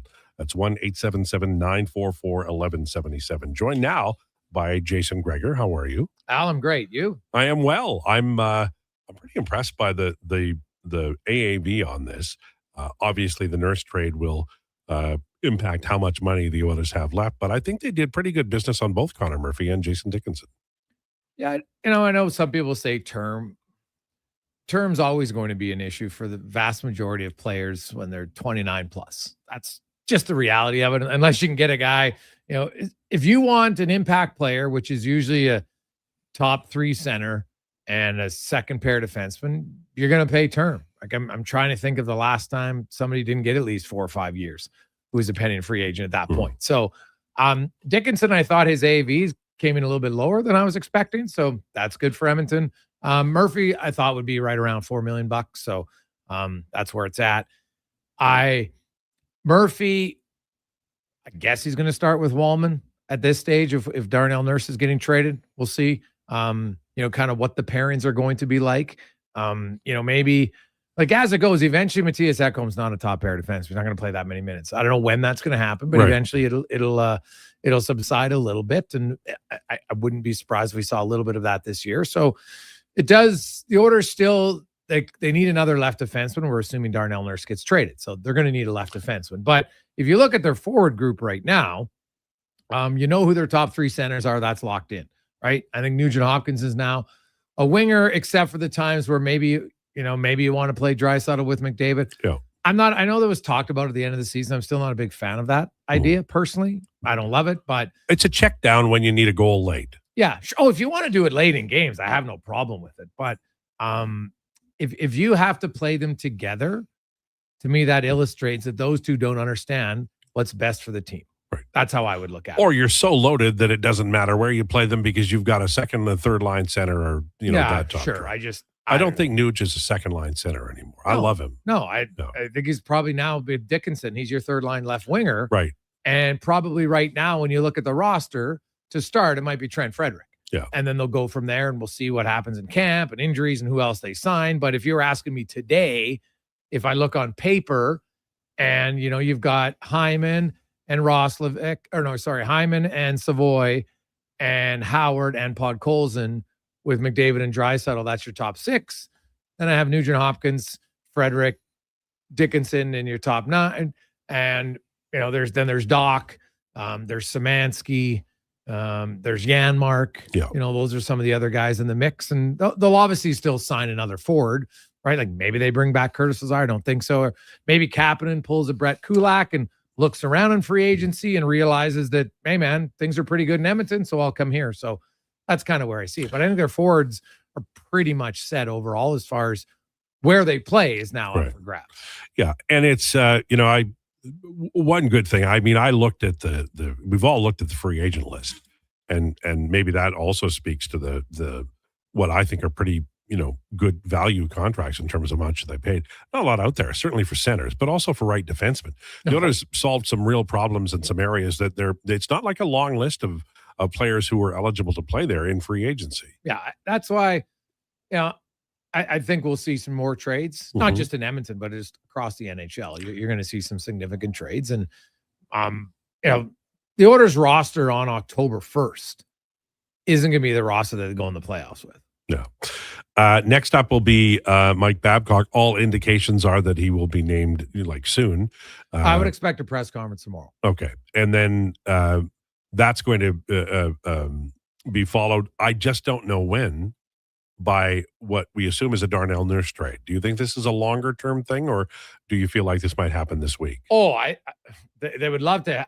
Ideally, they want it done before free agency, because then you want to know, okay, what are there any holes in our lineup somewhere that maybe we could potentially address in free agency? So, no, I think there's lots of teams in the same boat.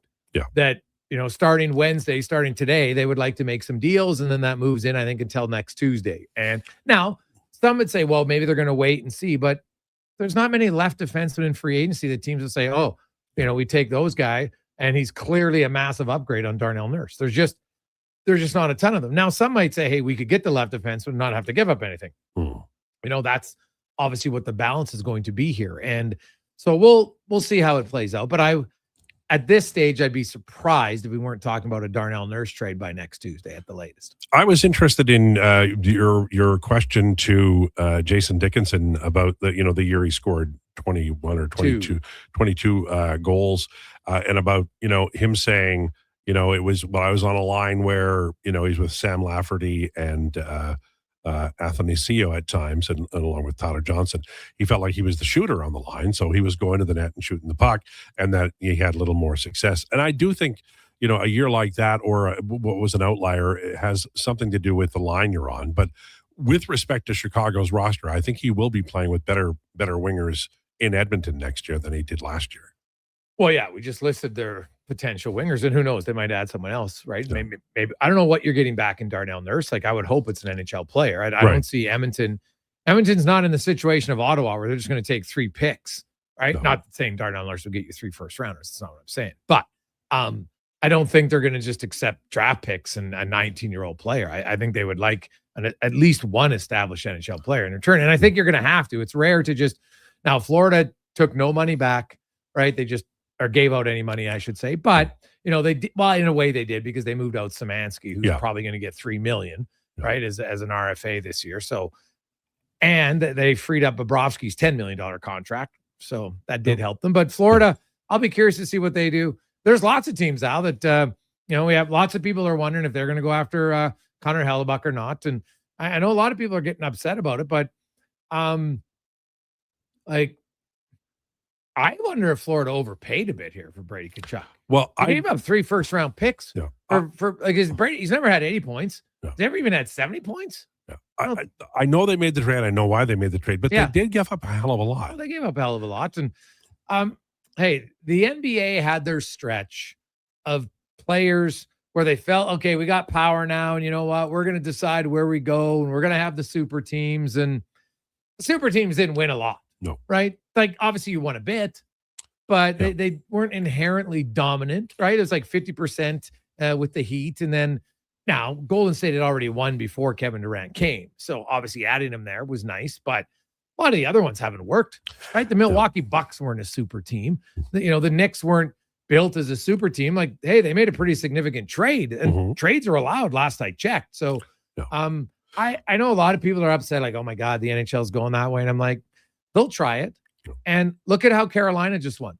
They weren't a super team. They weren't all the free agents coming there. They were built through some good drafting originally. And then they made some really good trades. Keandre Miller trade, Taylor Hall trade, Stan Coven trade. Those are some pretty key pieces. Now you get Bussy on waivers, which is, you find different ways to build your team. And does it help that, and the other thing I get so tired of in NHL circles is no state tax. It's such an advantage. Oh, hi, I'm Seattle. Hi, I'm Nashville. How many first rounds has Tampa won in the last few years? Oh, that's right. None. Does the NBA have no state tax? Is it only for the NHL? It's such, I find, a loser mentality to always want to repeat no state tax, because it just doesn't, it clearly isn't Carolina didn't win because of that. Carolina was $12 million under the cap, for good sakes. Yeah. So you have to build your team, and then you need a little bit of luck for sure. Yeah. Be healthy at the right time. And Edmonton went to 2 cup finals, right? Lost in game 7. It's not a no takes. What if they would have won one of those? Right. Exactly. So I get a little tired of that. I don't hear it in the NBA. I don't hear it in the NFL. I don't hear it in MLB, but suddenly in the NHL, it's such a big deal. It hasn't. Edmonton beat Dallas 2 years in a row. Yeah, they did. Want to switch gears a little bit, go to the CFL. Justin Rankin is going to break every record available if he keeps going. What a game, first of all. What a great football game, and Elks win it against a superlative opponent. Like you couldn't script it better because I was like, my God, anybody but Montreal, and they go and they win it. Now it was a great game, come back, then the win. He's at 281 yards rushing. Rankin. Too early to be MOP favorite, but and my God. And 145 receiving. Oh, yeah. Right? Yeah, like no. he's on pace for his 1,000 because he's averaging like 72 and a half receiving yards a game. And he's obviously averaging 140 rushing. So he's clearly on pace to do both, which would be wild. It's a long season, but he's a very dynamic player out. And, and the thing was, for the first half, he barely touched the ball. Yeah. Right? He didn't do much. And then he had an unreal third quarter. Right. And so, the Elks, big win for them. I hated their play calling in the last 10 minutes of the game. Very conservative. Yeah. And then they get to overtime and all of a sudden they're like, oh, geez, we're going to have to score. So I don't know why, but that seems to creep in a little bit with Maximic's play calling. Saw it last year, just too damn passive at times. Be aggressive. Yeah. Be assertive. Like when you had the lead, everybody knows you're going to run to Rankin at that point. Like mix in a play action at some point, roll out the other way. So, they've got to get some other receivers. Like they still have too many drops. Right, like Mathis has it right in his hand, dropped. Who else dropped the ball right in his hand? Luther early in the game, and so now I know it's rainy, so maybe I'll give him a little bit of cushion there. And shout out to all the fans who sat in it because it wasn't sprinkling, like it was pouring rain, and the whole game too. Like it might slow down for a bit, and then it comes down. And when it came down, man, like oh my God! But that's a huge win for Edmonton. Now they go into Winnipeg, shorter week. The Bombers coming off a bye week, so that's a little bit of a disadvantage for sure. But they also have some confidence going into Winnipeg. And this is like I thought this team would be better this year, no question. And that was a big win to just say, hey, we beat a team that no one else could beat in the regular season. Yeah. Love it. How was Father's Day? It was relaxing out. You know what? Didn't get to do as much as we normally would, but played some board games, watched a little golf, had a nap. There you go. I did get my son. I was fine. I'm like, now we're done. Let's get the raincoats on. We're gonna go for a walk. And once you get out there, it's fun. Oh yeah, you just gotta do it. And then it really I was making dinner, and then it just started pouring at like 6:30. And so I said, dude, this is where you got to get on the trampoline. So he was out for about a half an hour on the trampoline, just having the time of his life. Like he loved it. And so me watching him, I was like, man, I remember that as a kid. Like in the rain, I used to go frog hunting all the time at the farm. Like there was just a little bit more to do. So that was the one thing I said, I think I'm going to get you rubber boots next time. So, and we're just going to, because my buddies have a place just outside of town. I said, man, frog hunting in the rain was one of my favorite things to do. Oh, yeah. You could go, if you got rubber boots, you can rob the pea patch too. Oh, so lots buddy, to do. it was unreal. So yeah, my mother-in-law has her 5 inches of rain now. Oh my God. 5 inches on Saturday and Sunday. Like you saw it in Edmonton and St. Albert, Beaumont, lots of these areas. Like they're like, hey, limit your water usage because the whole sewer system is just like it's overflow, like it's backed up. So to anybody out there who had a flooded basement, as a kid who grew up with flooded basements, every now and then it's like a stress. I'm like, I don't know how many times I went down there, checked on my sump pump, even though I knew it was working. I'm just like, oh, there's the sound again. Oh, it's great because there is nothing worse than a flooded basement. Well, how was it for you? Good. I had a really good time. It was nice. It was relaxing, as you said. I did have a nap. I'm more familiar with daytime naps than you would be at my age. I love the nap, buddy. Oh my God. When I retire, that is going to be my favorite thing. Yeah, and it's good for you. Yeah, I know. I love the nap. People are like, oh, you're napping? Yeah, it's the best damn thing you can do is nap. Hey, the Europeans are onto something, dude. Damn There's straight. a reason why. So no, I know, like I've got my retirement plan set out pretty well. And what I know, because I can't sleep in. So I get up early, I'll get up early, go for a ride or whatever, breakfast, then maybe golf in the summertime. And then I'll be like, I will have a set time for nap every day. And it's going to be unbelievable. I can't wait. I love it. Look forward to what's coming up on the show. Well, we'll talk obviously about the order signing, Babcock, World Cup action coming up. That's going to be great. Lots on the Elks. Kevin Woodley. We are getting into to Woodley, and he's got a little homework assignment. So he's been doing his homework on the weekend. So beautiful. We always get a great rundown on him of goalies to like, and then even lots of goalies like younger goalies, because every year there's a few of them. No. So Kev, the last few years has pretty been bang on who he thinks is like a breakout goalie to watch. And love it. I think 3 of the last 4 years he's killed it. So, so we'll get into that. And I'm not even sure. Con told me he has another guest that I'm not even aware of, Al. So it'll be like a surprise to me. It's like the caramel secret. There 4 you go. o'clock out. Thank you, Jason. Appreciate it. I know you've been out. busy with this press conference and this, so go get him. Josh says plumber's over right now, replacing the pump. Well, that's like just in time. Hopefully, that's the key. All right, on the way, Declinations, Lowdown with Lowetide, brought to you by Wolf GMC Buick. Attention Alberta construction pros. For over 50 years, Japa Equipment Rentals has been your go-to for top-notch equipment and stellar service. Whether you need rentals or expert maintenance, we've got you covered. Stop by our Edmonton or Calgary locations today. Guys, there never seems to be enough time in the day, but you need to make time for this. Ken Franchek here. If you're 40 or over, a quick PSA blood test is crucial for early prostate cancer detection. The Prostate Cancer Center's Man Van is a mobile health clinic driving change for men's health. A few minutes could save your life. To get the Man Van out to your business or event, book today at getcheck.ca. Looking for a truck that can handle anything Alberta throws your way? Wolf GMC Buick has the offers to get you behind the wheel. Get 0% financing for up to 72 months on select new 2026 GMC Sierra 1500 models. Plus, trade in an eligible 2015 or newer pickup and receive a $1,000 truck trade-in bonus on select Sierra models. Ask about bonus offers for heroes, students, recent graduates, and more. Visit wolfgmcbuick.com. To the person who doesn't know a dahlia from a dandelion, hi, your Safeway PA announcer here.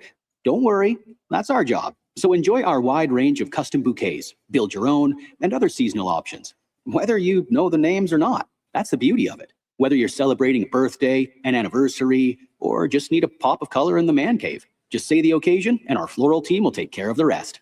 For fresh flowers, visit a Safeway near you. Hey, Gary, is that your dad? No, this is Evan, the new sales rep I hired. Oh. First impressions matter, but when hair loss takes over, it can feel like you're not being seen for the maverick you truly are.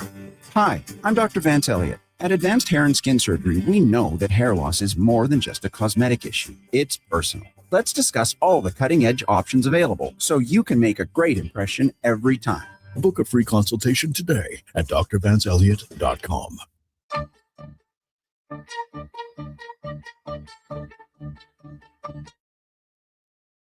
Here's the Lowdown with Lowetide on Sports 1440. Presented by Wolf GMC Buick. We're making it easy. wolfgmcbuick.com.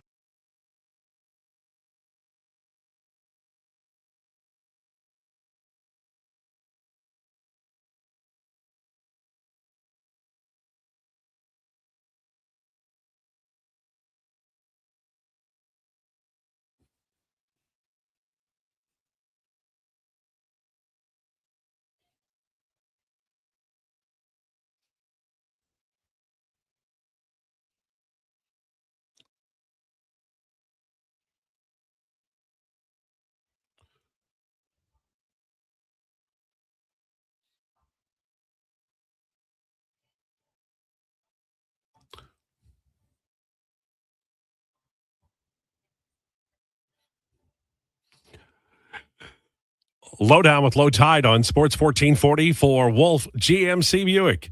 Check them out at wolfgmcbuick.com. It's 1:46. We're a little late, but I'm glad we're here. Declinations brought to you by the Edmonton Elks. What a home opener. Get your tickets. GoElks.com. Go get your tickets for the next home game.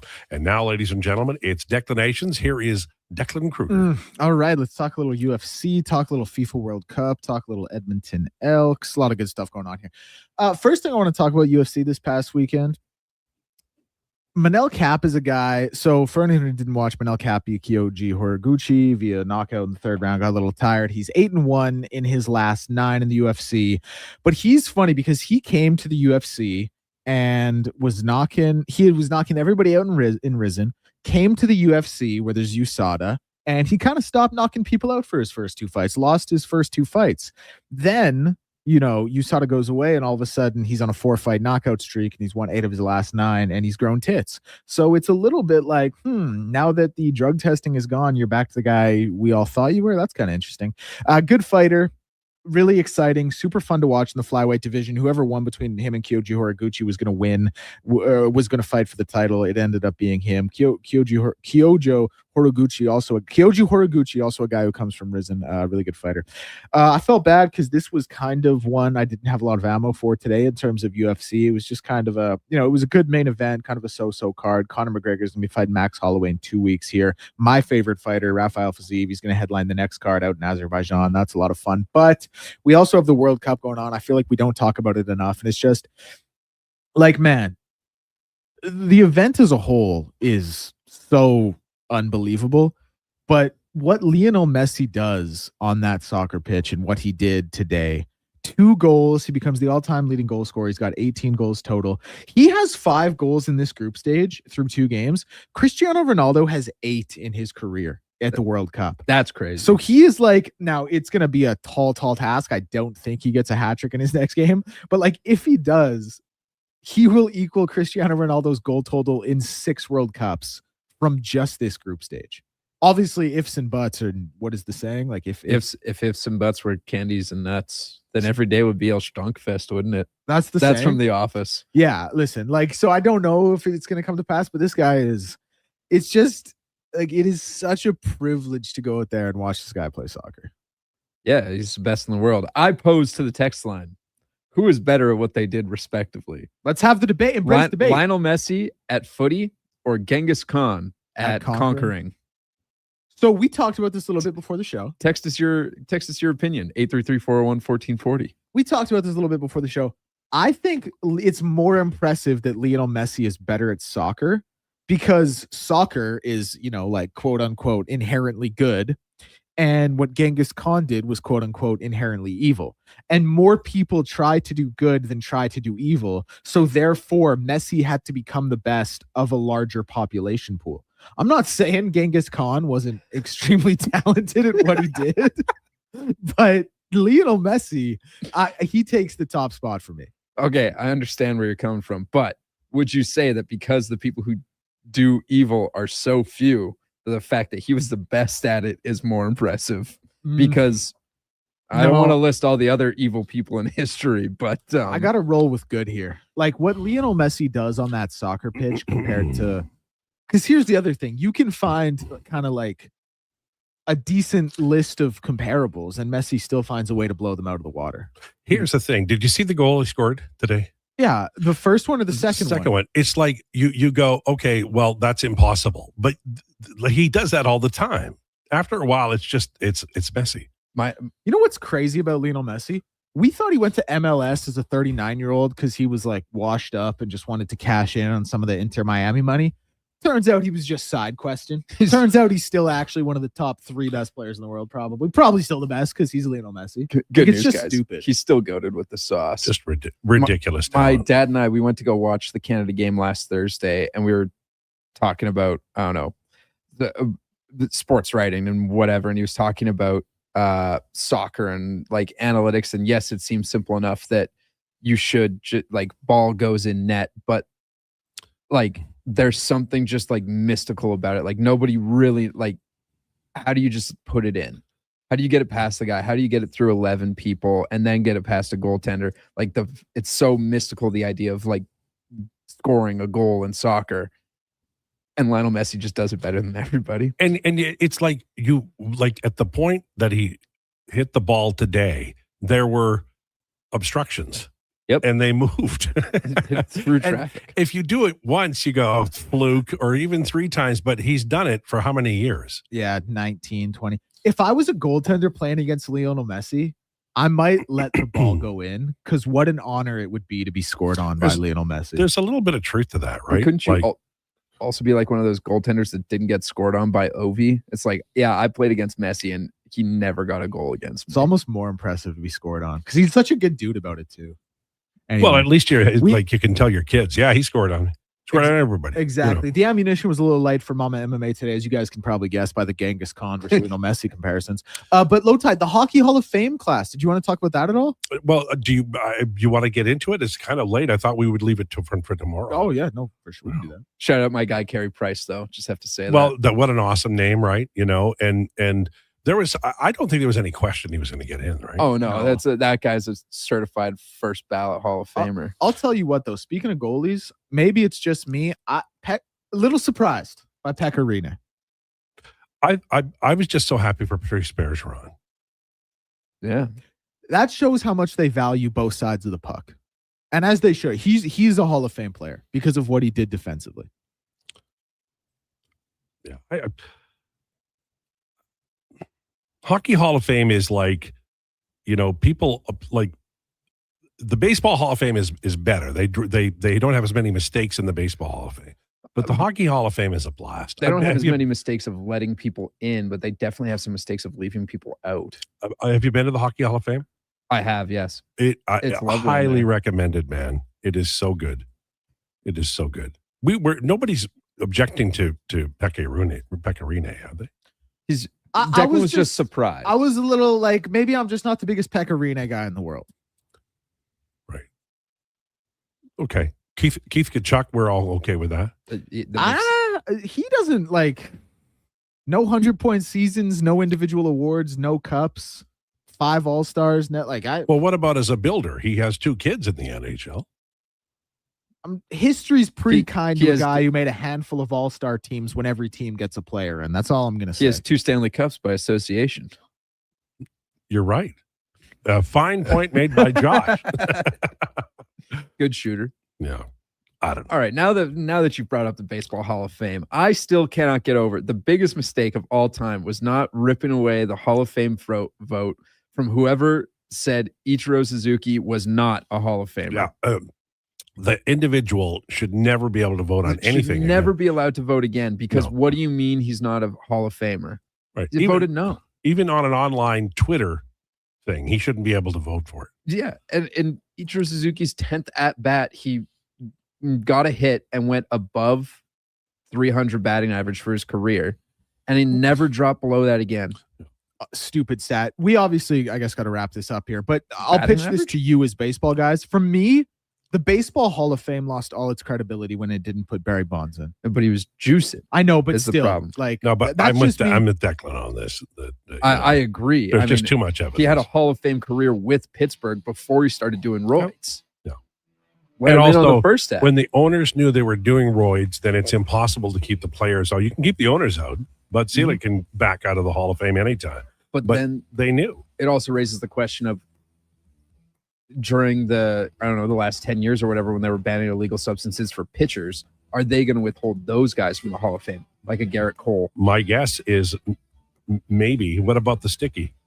Yeah, exactly. If they're using illegal sticky substances to get more RPMs and things, and they know who was doing it and who wasn't, are those people going to miss out on the Hall of Fame? And then if you're going to do that, maybe the asshats wouldn't be there, and then there'd be 11 people in the Baseball Hall of Fame. All right. Thanks so much for tuning into the Lowdown. Jason Krueger on the way next. Please enjoy your day.